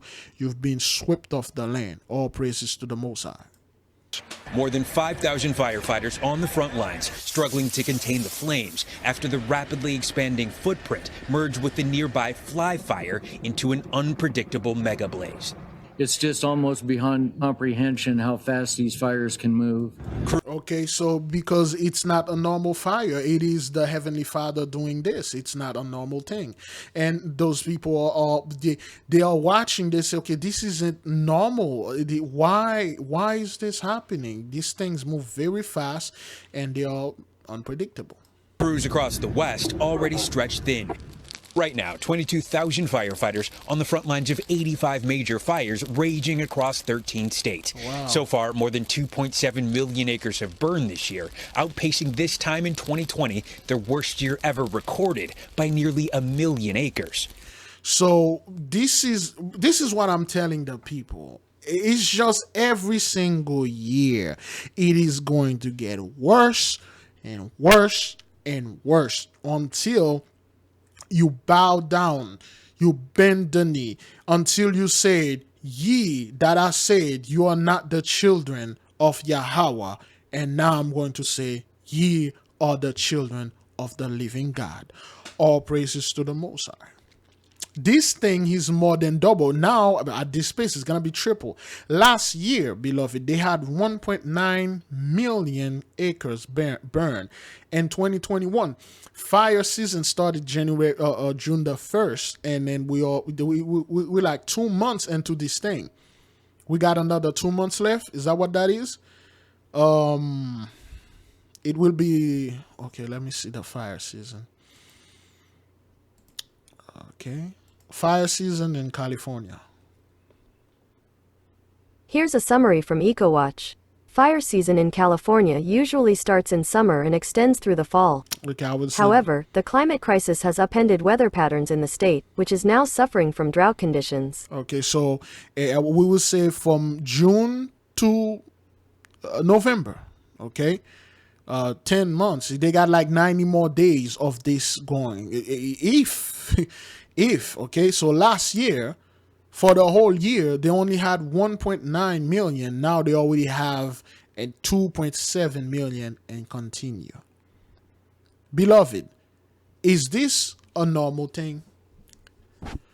Do the Gentiles have the power to do something like that to themselves? So they listen to this, beloved. Let's get the numbers. Let's make an analogy here. Okay. Now, look. You have now you got over 22,000 firefighters. Okay. Do you know what it takes? Do you know the resources that it would take to dispatch 22,000 firefighters? You think this is a game? You think those people will burn the land that they cherish so much, the land that they call the land of the free, the land of the freedom, for free Edom? You think those people will do this on purpose for what? So they can push you to live in smart cities, to live your what is this? What is that? Is that what that is? If those people wanted you to live in a smart city, they wouldn't even tell you. They would have built a smart city and call it a smart city, and you would have come flooding. They would have built a city, beloved brothers and sisters. The city have all sort of flying cars, no cancer, no disease and stuff. They wouldn't even tell you to come. You will have flooding. Do you really believe those people will burn down their own home? They will pay millions and billions of dollars so they can bring the new world order. Is that what that is? So who was the old world order? Who was the Christian? Christ? Is that what that is? What's going on here? What's happening in here? Do you really believe those people will spend millions, literally billions of dollars, just to bring some type of fault, to bring the world under one government? If there's one thing those people like, beloved, is a peace of mind. They don't want peace around the world. They want you to always be in torment, because that's how they feed through you, through the ley line. But they want to be at peace. They don't want any of that come to them. They are not doing this. The Heavenly Father is in the midst of this, okay? He is doing this to them, all right? Let's go. Acres have burned this year, outpacing this time in 2020, their worst year ever recorded, by nearly 1 million acres. We still have to keep our head in the game because we still have the peak months ahead of us. In Oregon, the massive bootleg fire, the nation's largest, is... So, and you got this dude over there, okay? And this dude name... Ahead of us. In Oregon. The massive brothers, you can hear the fire roaring. Okay? Recorded by nearly 1 million acres. We still have to keep our head in the game because we still have the peak. This dude name is Daniel. Daniel, shut up the word. Shut up the book, man. 70 weeks of Daniel. We had a whole lesson on this. I believe if you watch the new subscriber guidelines, you'll see the video. I believe it's the monolith, the Utah monolith. We went into the book of Daniel. So this dude name is Daniel Berlin.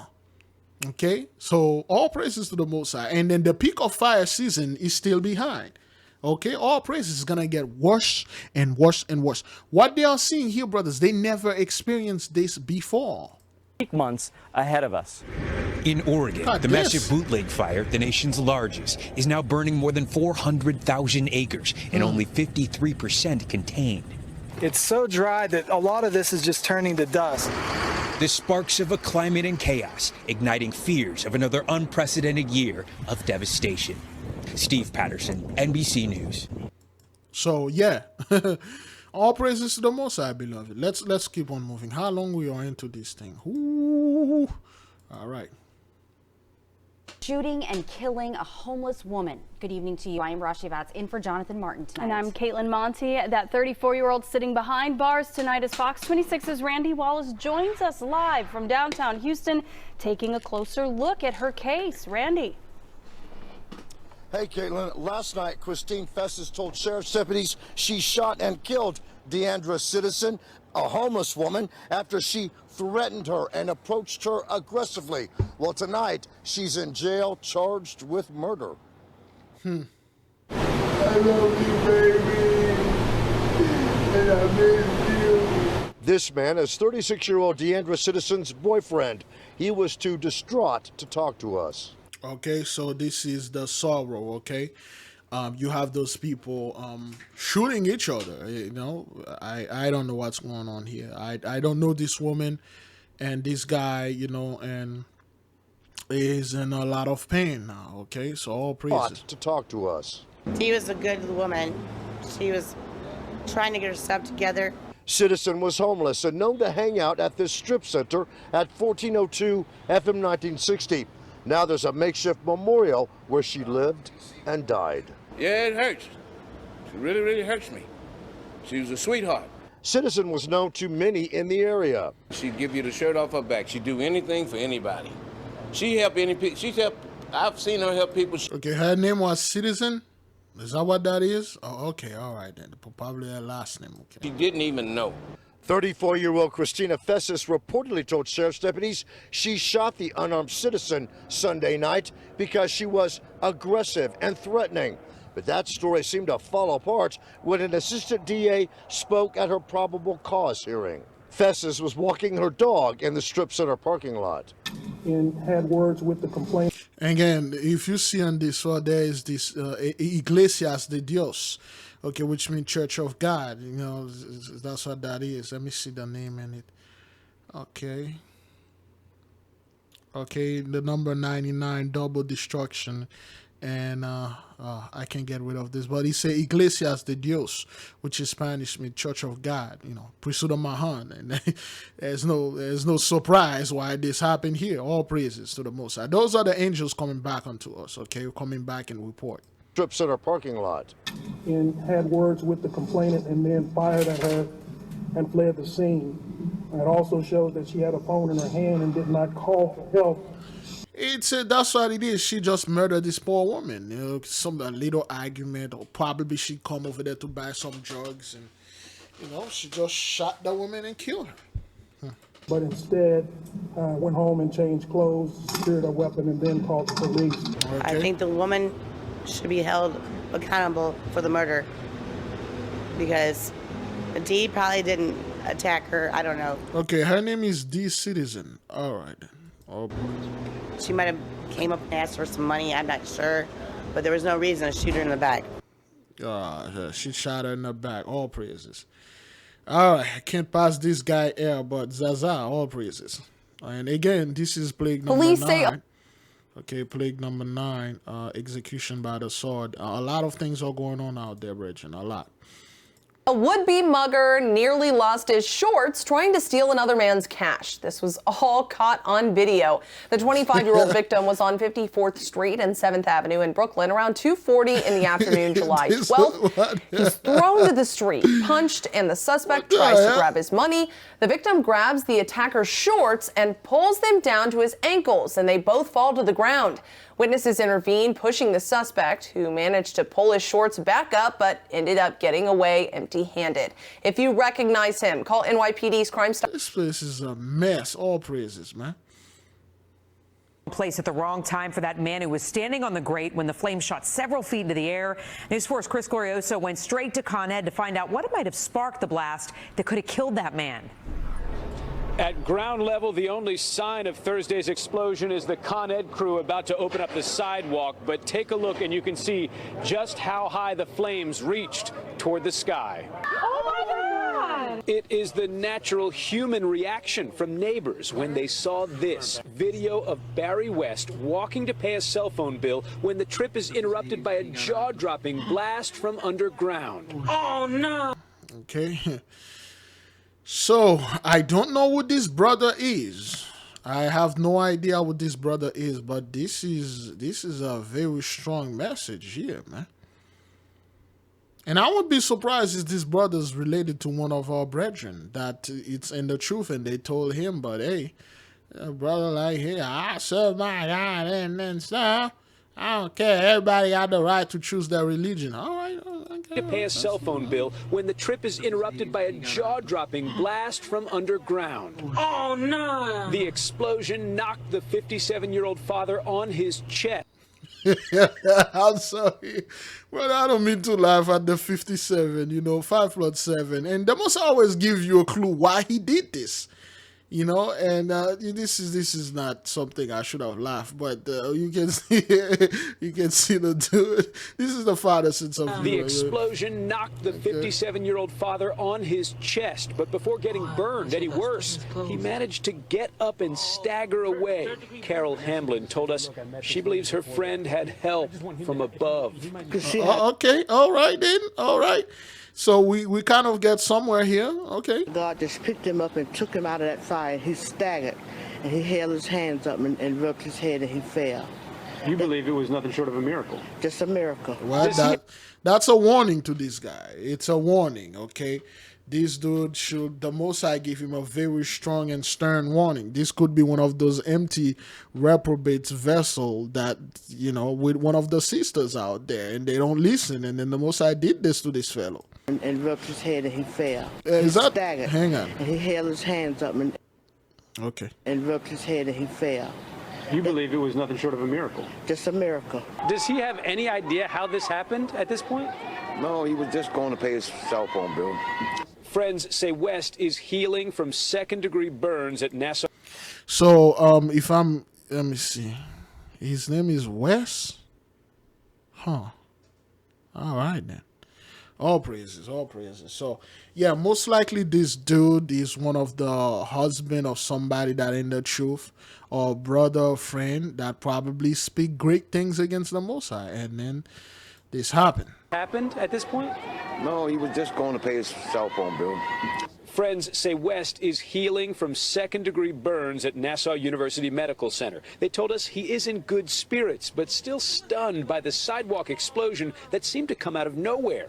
You can see the sidewalk grate smoking in the seconds before West is blown off his feet. He was strong, because some people could have just laid there and just let it be over, but he got up out of there. The blast took place around 5:30 last Thursday evening near the intersection of Farmers and Baisley Boulevards. A statement from Con Edison says, "We are fully investigating the cause of this event, which caused serious injury to a member of the public. We express our sincere concern for the victim and our regret for this incident.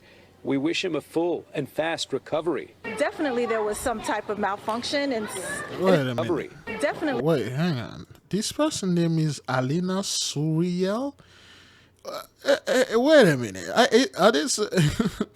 Wait, the name of this person that said this is Alina Uriel, the angel of fire. You can't make this up. You cannot make this up. Alina Suriel. Remember the lady, her name was Muriel. If you take away the M, it's Uriel. You take away the S right here, it's Uriel, the angel of fire. All praises. You can't make this up, brethren. Alina Suriel. Alina Uriel. I believe Suriel is called, it's another angel. Angel Suriel. Great.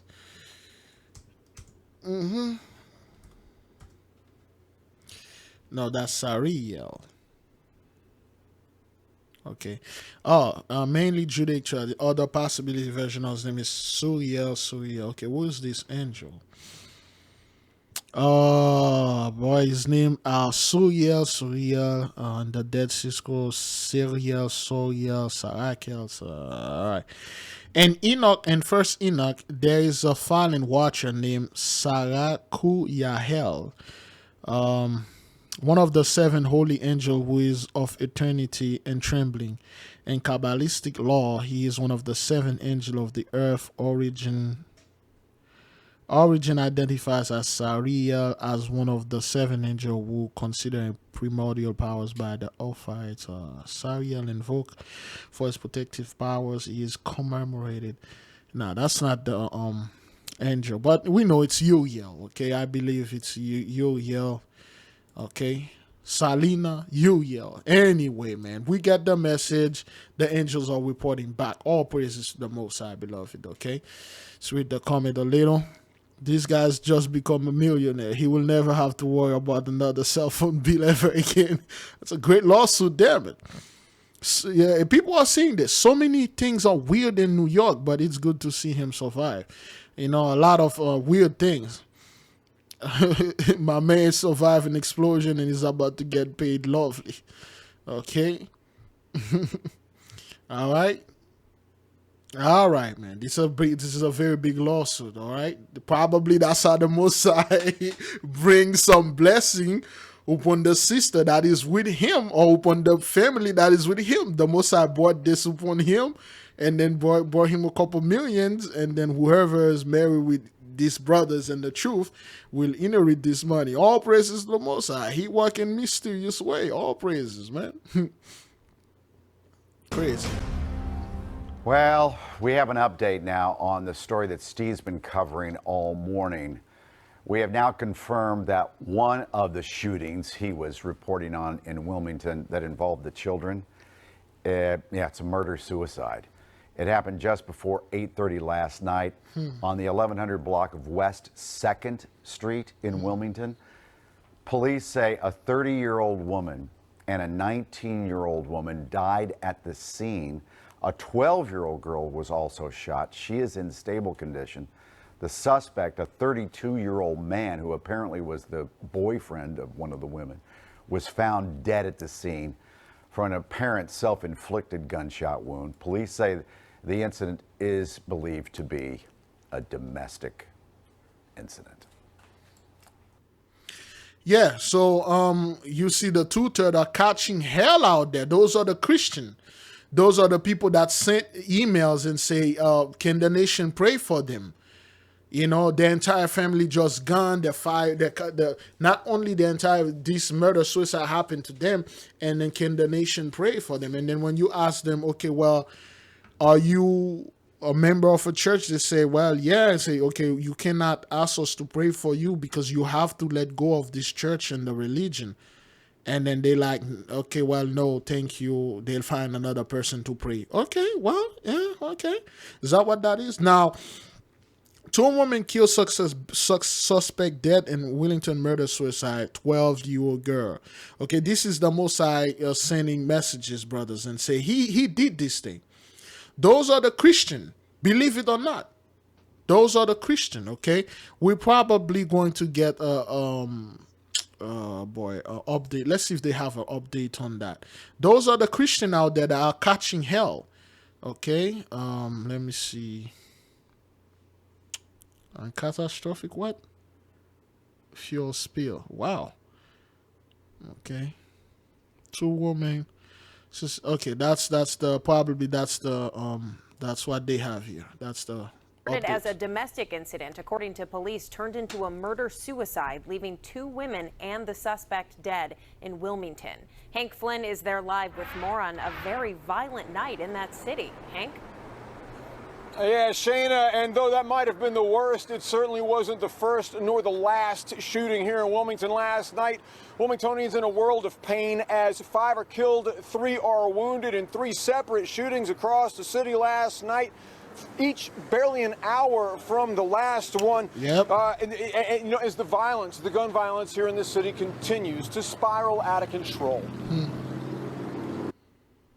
The first shots rang out on the 600 block of North Monroe Street, a little past 7 o'clock Monday night. Police say they found 2 gunshot victims and transported both to the hospital, where one, a 32-year-old man, died. The other, a 33-year-old, is in stable condition. Family and friends mourned at a makeshift memorial today, but would not make comment. The second shooting occurred a little...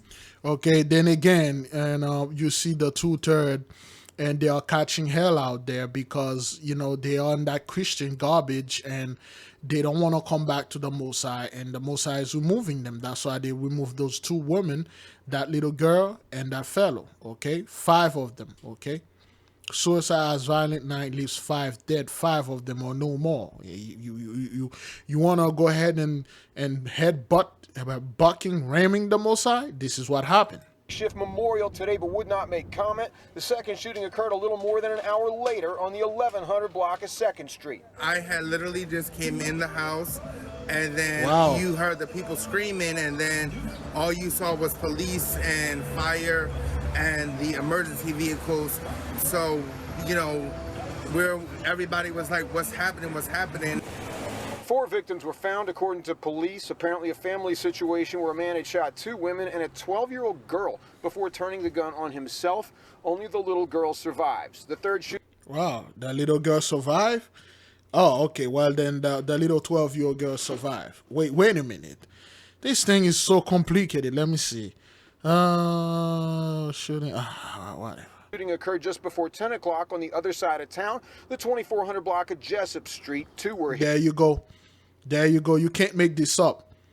You can't make this up right there. You can see Cesare Borgia right there, white Jesus right there. Those are the Christians.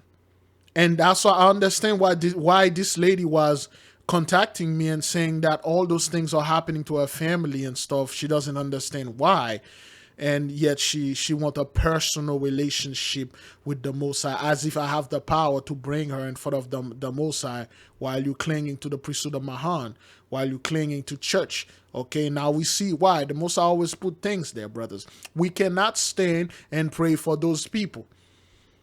They refuse to come to the Most High. They refuse to bend the knee. They refuse to admit and confess their sin and repent. No. They out there, keep going to church. There you go. All praises. Now you see them.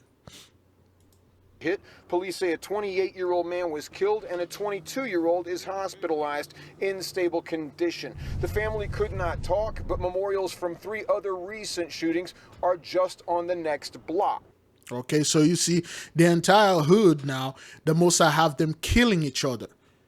Because they refuse to. Beloved, those people, all of them, every single one of them, they know about the truth. They reject it. So the Father reject them. Peace activist C.J. Bland of Westside Grows Together heard the 2nd Street shooting himself and says the city is stressed out. I would say, based on the people that I've spoken with, there's a lot of fear of retaliation. It's a lot of fear of, you know, what is the rest of the summer going to look like? Particularly, you know, people coming out of COVID and coming out of quarantine. There's a lot of fear of, is this going to be like the new normal? Well, it is the new normal. It is the new normal. The heat, the fire, the plagues, the shooting, it will not stop. It's going to get worse and worse until the Most High completely wipe you folks off this land. You know, again, not all skin folk are kinfolk. And you hope not, Shayna, but it was only last month that the Wilmington police chief paid a visit to Delaware native U.S. President Joe Biden to talk about the city's skyrocketing gun violence. 25 people were shot in June in Wilmington. That includes responding police officers and children. Now, Wilmington police are focused on cracking down. That's not that much. 25 people getting shot in 1 month, and you got right there and the pancake, you know, 97 of you gone in 1 day. So, you know, they always make it look like big, but those are the 2/3, brothers. We cannot stand for those people. All praises. Let us move in. Breaking news in Brooklyn, where police say a subway rider died overnight after he fell while crossing between cars. The man's body was found underneath an F train at the 36th Street subway. 36th Street. You know what to do. All praises to the Most High.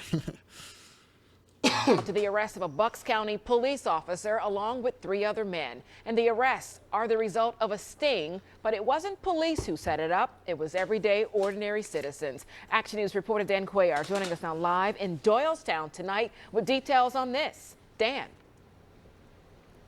Shari, the arrest of Corporal Clifford Horn of the Central Bucks Regional Police comes following an operation carried out by a concerned citizens group whose members pose as underage children on social media sites.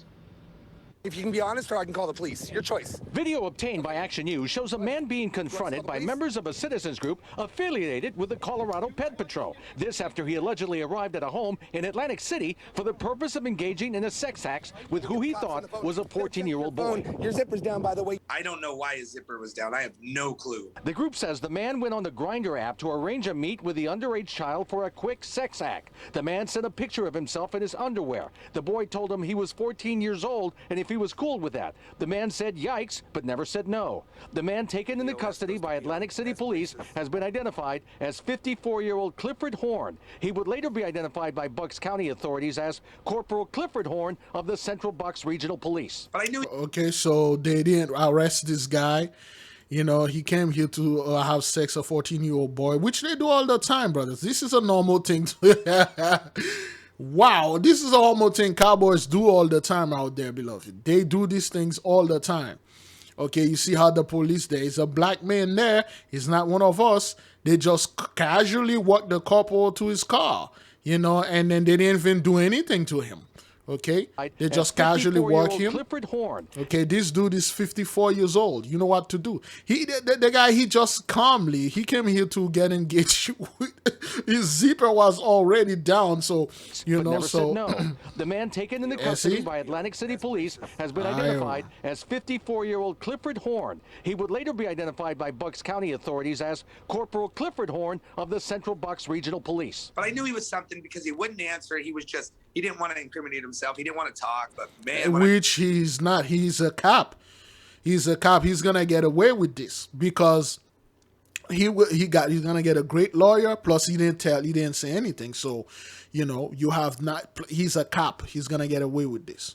I heard that today. I was shocked. We went to Horn's home in Chalfont to get his side of the story, but no one answered the door. The police department referred all calls. Again, this dude's name is Horn. Okay, just like we saw Shiloh and Horn. I don't know if the Most High is shipping our horn to be iron and then our feet to be brass, okay? And then bucks, you know, we know bucks, like a buck is like a male deer, Naphtali and all that. But, you know, I don't know what's going on here, but the Most High is throwing things all over, beloved, okay? To the Bucks County DA's office. The DA's office issued a statement saying it had assigned personnel to assist New Jersey authorities and to investigate and prosecute any criminal activity that may have occurred in Bucks County. Meanwhile, Atlantic City Police had been working with the citizens group. Thomas Fellows says he founded Colorado Pet Patrol almost 5 months ago and that this was very personal to him. My brother-in-law molested my son 7 years ago. So that's the reason why I do this today. In the case of Clifford Horn, he says they were really careful in making absolutely certain the guy in front of the house was the guy talking to the 14-year-old decoy. Okay, it happened all the time. That Grindr app, beloved, there's I watched something on YouTube and that was in 2018. In 2018 I was doing some research. I find out this thing is a lot more common than you thought. It apparently the app there's I'm not quite sure, but there is I don't want to play the documentary, but there is a button in the app. There's a place in the setting that you can render the app invisible. That means you need to get some type of a code for the app to pop up. It could be in the person's phone. You won't see it. Okay, so that Grindr app is for cowboys only. Okay, and there's a story there that this thing happened. It's very common. This is not news. This thing happen all the time. All praises to the Most High.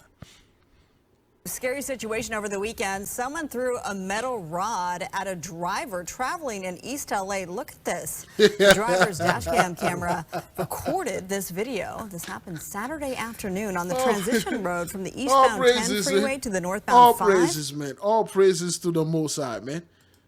All praises. Beloved, there's all kind of craziness going on out there. Look at this dude, man. Okay? Look at this guy. He came in on the street, okay?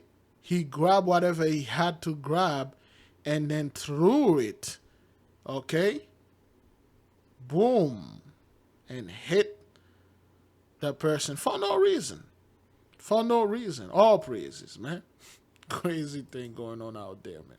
Emergency department more than double what they usually are, up to 3 hours in some clinics. What are your concerns about your level of care? You start really getting worried about what you're going to be able to do as fast as you need to be able to accomplish it. The causes for the surge are many and often related to the pandemic. Accidents and overdoses due to substance abuse, obesity bringing on heart attacks and other issues, mental health problems like anxiety and suicide, as well as larger health problems due.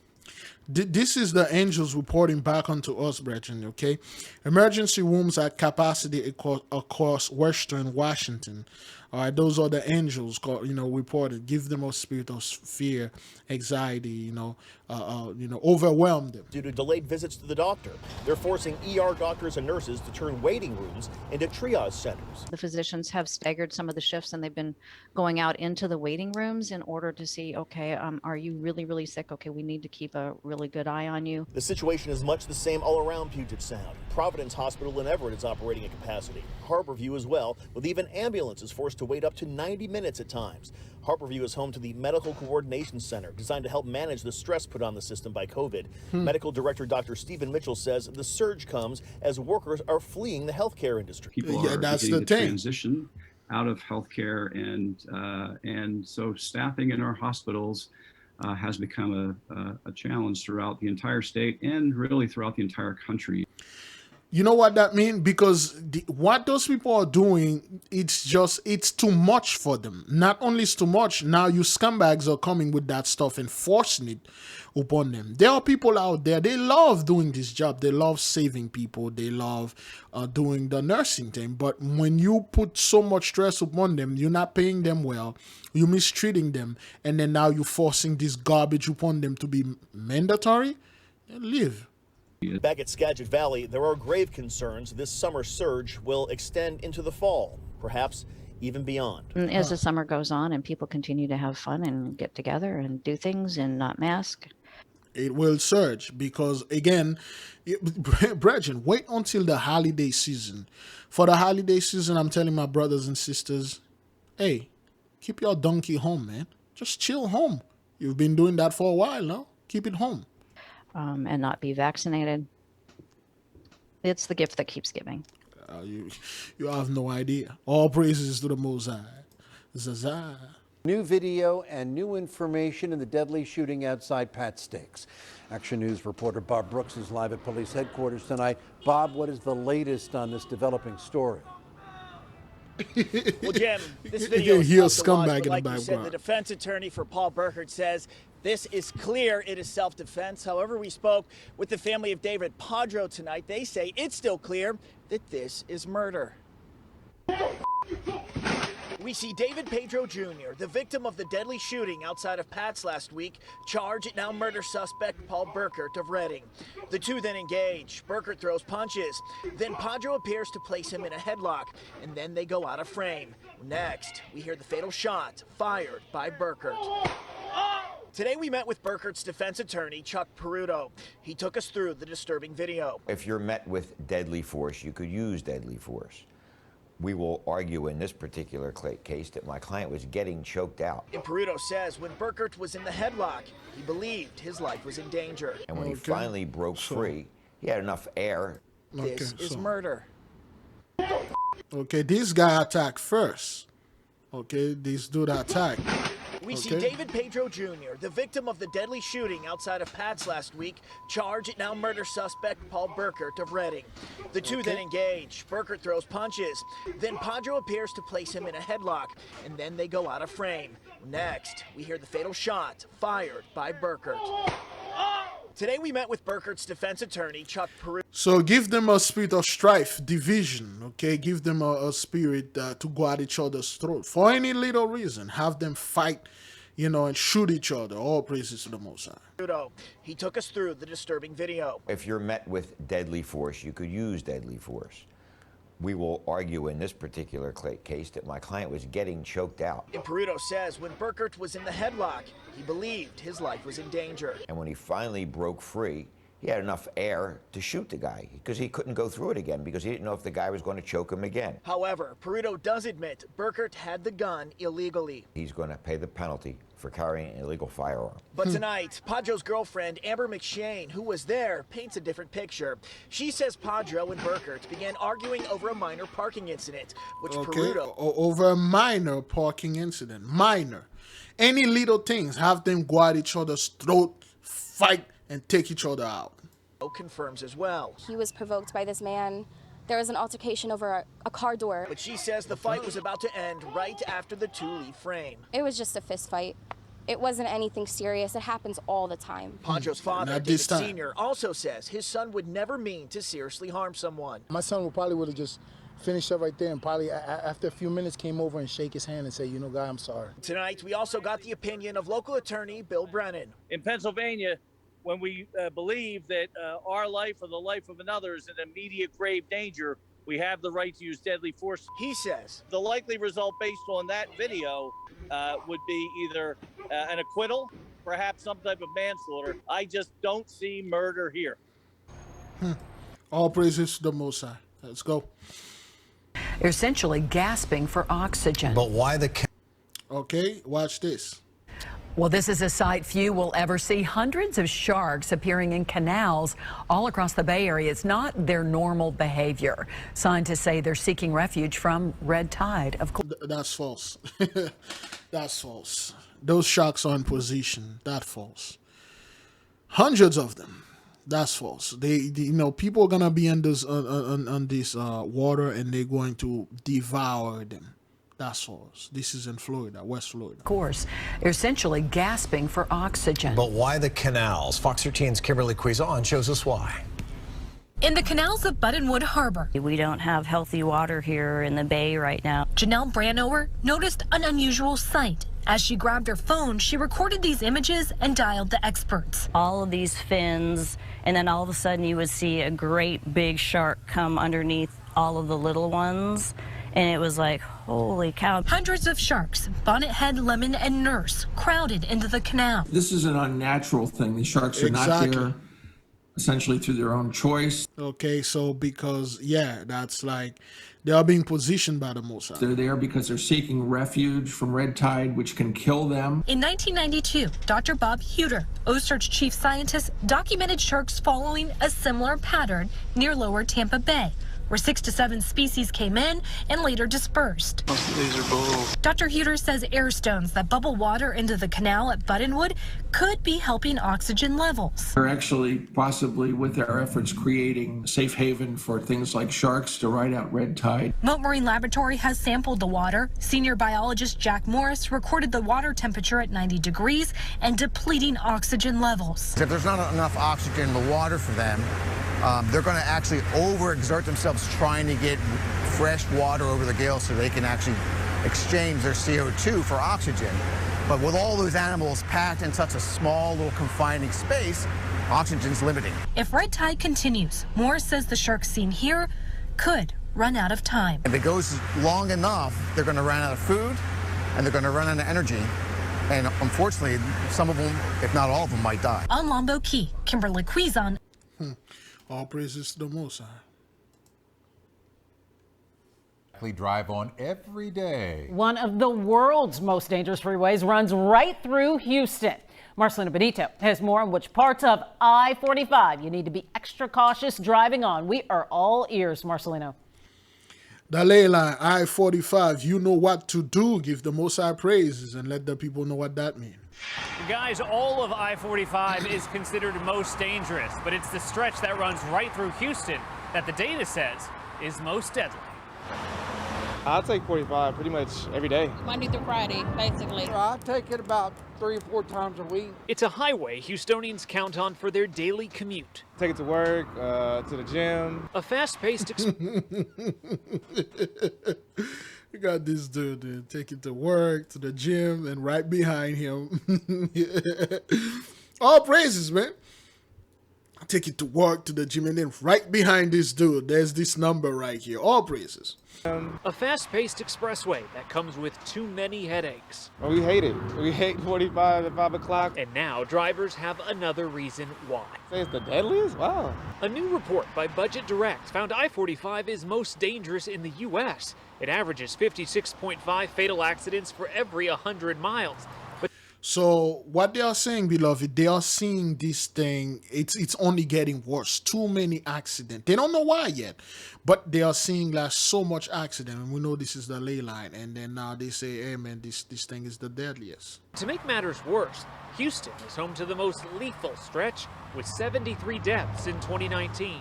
Right now, of all times, it's like a death trap. I mean, if cars stop and go, even though they make it wider and more accessible and more overpasses, it's still dangerous. I-45 also claims the highest rate of drunk driving fatalities than any other highway. But it's scary knowing that it's the deadliest expressway in the... Again, the sister is right next to the number 12 right there.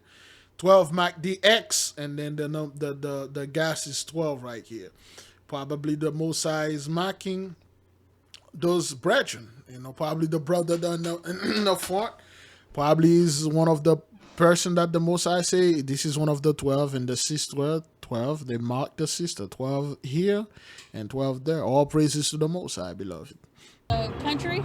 Yeah, that's scary. For years, a massive I-45 Houston improvement project has been in the works. Now it's on pause. The drivers we talked to say something needs to be done to make it safer for the folks that use it every day. That's not what that is.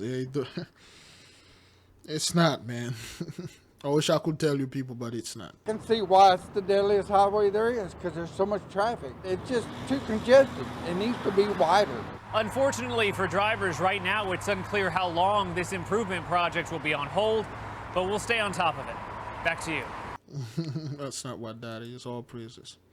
The water for a different reason. When we came in today, they told us that there was no swimming, and we asked why, and they said because they had spotted a shark earlier in the day. State parks officials say a lifeguard was in the water around 11 a.m. when he felt a bite on his left calf and then saw a fin.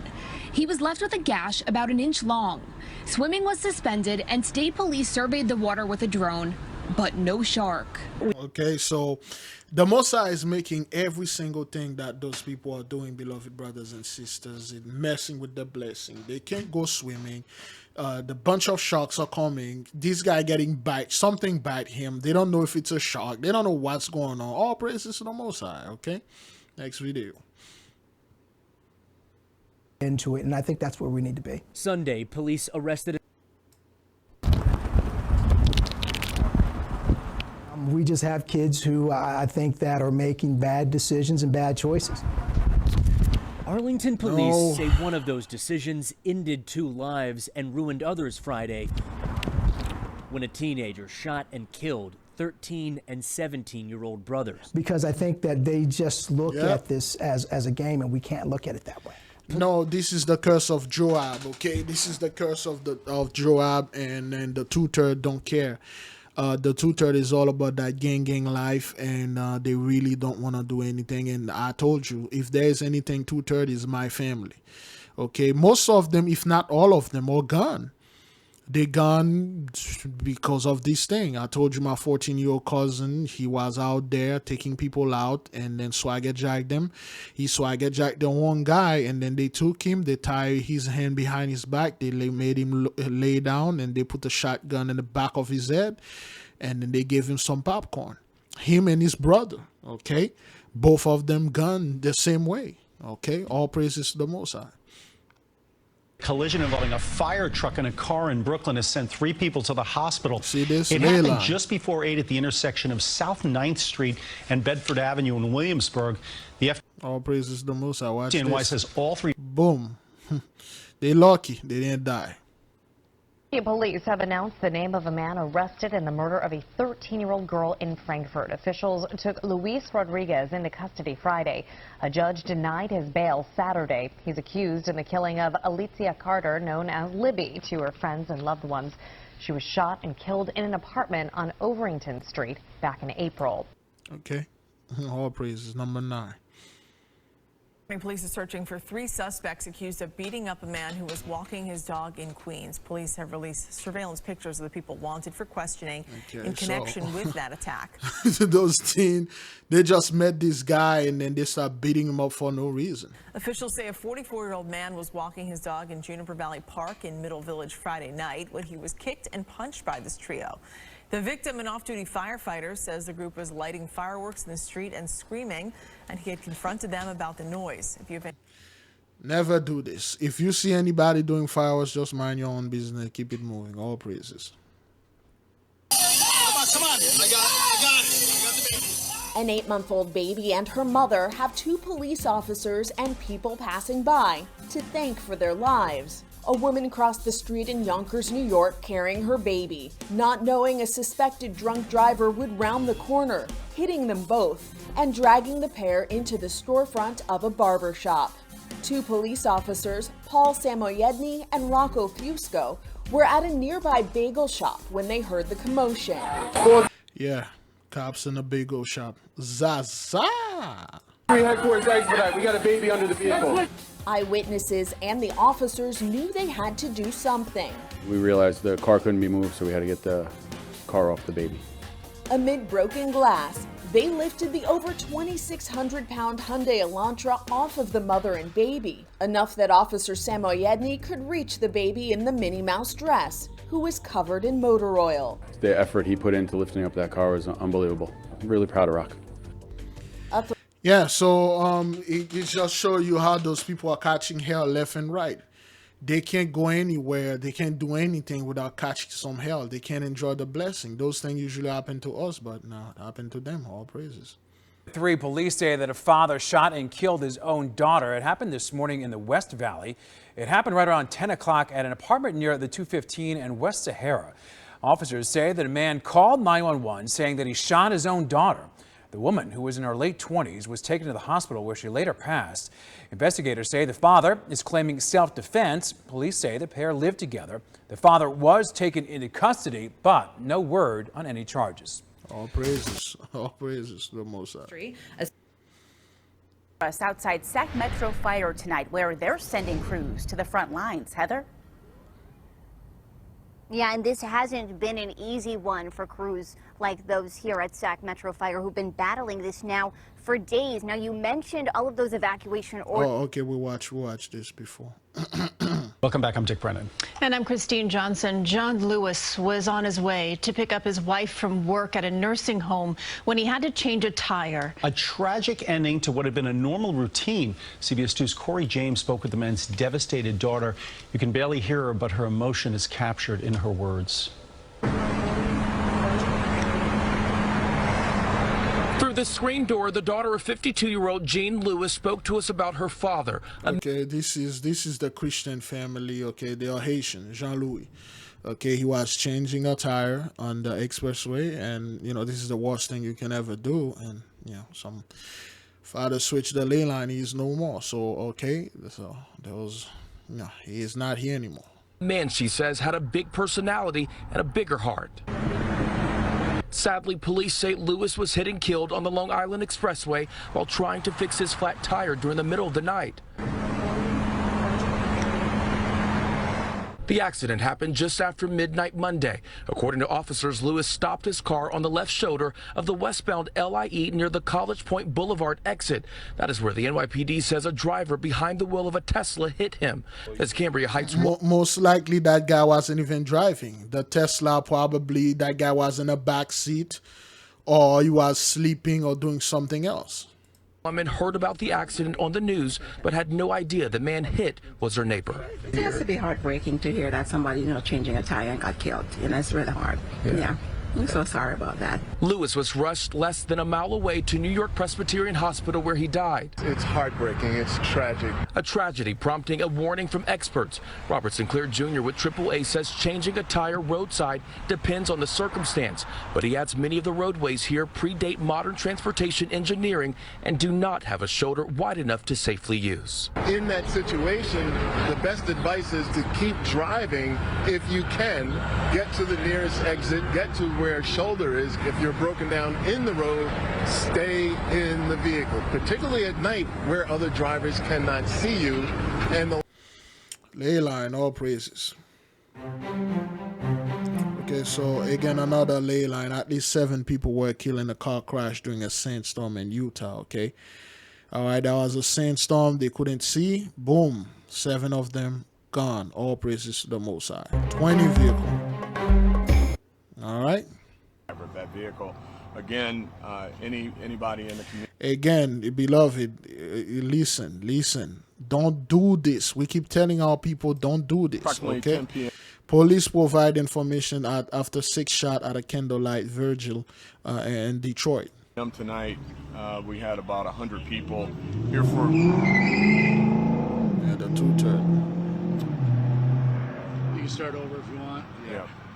So Asbury Park and 6 Mile at approximately 10 p.m. we had about 100 people here for candlelight vigil for a gentleman who was killed in a hit-and-run accident on Friday evening riding a 4-wheeler vehicle. Okay, so they were here. Those are the dudes, the dirt bike dudes. You know, they were doing some stuff and he got hit and killed. And then the people come to his vigil and somebody come in and shoot people over there. So we told our people stay out of it. A cousin of yours got shot in the street. There's a vigil there. Okay, my condolences. I'm staying my ass home. Zaza. As I indicated with the candlelight vigil, around 10:15, a car occupied by at least one what appears to be black male pulled up, driving a Chevy Camaro lime green.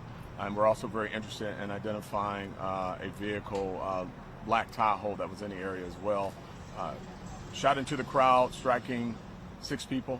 The 6 people are at Sinai Grace Hospital. 5 of the 6 are serious condition. 1 is critical, fighting for his life. All praises to the Most High. That vehicle. Oh, crap. Again. Just into our newsroom, the latest victim of the condo collapse has been identified. Local 10's Eden Chekel is in the newsroom right now.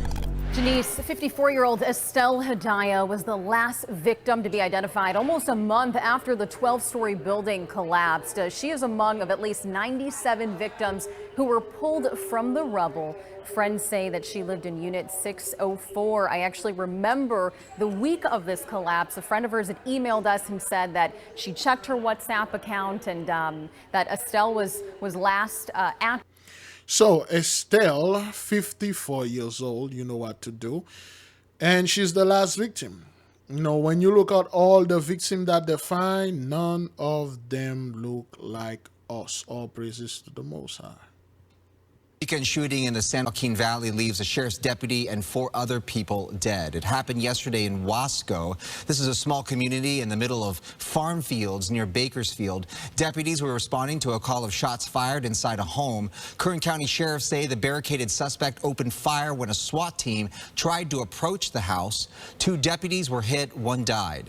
The dead also include the suspected shooter and 3 people inside the home who were apparently victims of the gunman. The Kern County 999 Foundation identified the sheriff's deputy killed as SWAT Deputy P. Compass. The county sheriff is expected to share more details. All praises to the Most High. They are killing each other. The massive flooding that has gripped parts of China for the last week has hit farmland particularly hard, leaving disturbing images of farmers trying to sift out their dead animals from the devastation. In one area, Henan province in central China, residents say they aren't even sure if they'll survive. This farmer is telling us to hope he's still alive by the time this report airs. There's no food or water, he says. So people think this is a game. When we told you there's a famine in China, people think like, no, it's not.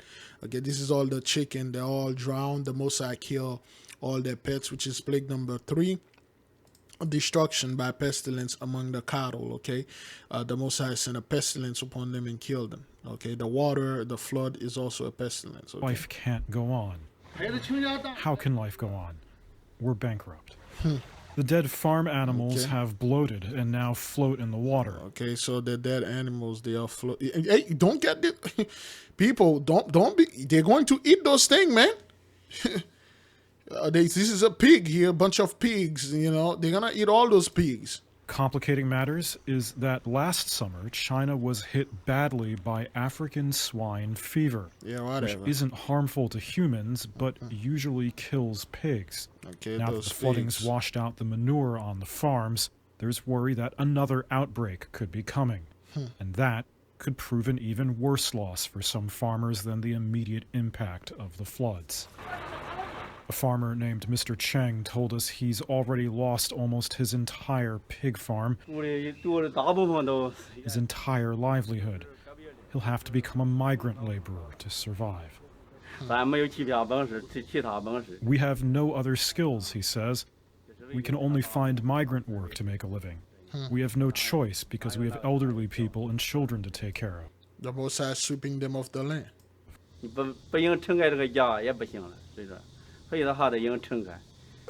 A typhoon hit eastern China on Sunday, causing more flooding. Over 1 million people have been reportedly relocated. Over 1 million or no more. All praises to the Most High, beloved brothers and sisters. Thank you for spending the time with us. Fast, pray, repent, repeat. Thank you for joining us, and we appreciate your time with us. Okay, fear the Father, and you see there was a lot going on. There are even more stuff happening, beloved. But I will leave you here. You know, it's like 3 a.m. I gotta go pray and go to sleep. Shalom, beloved. I'll see you whenever the Most High says so.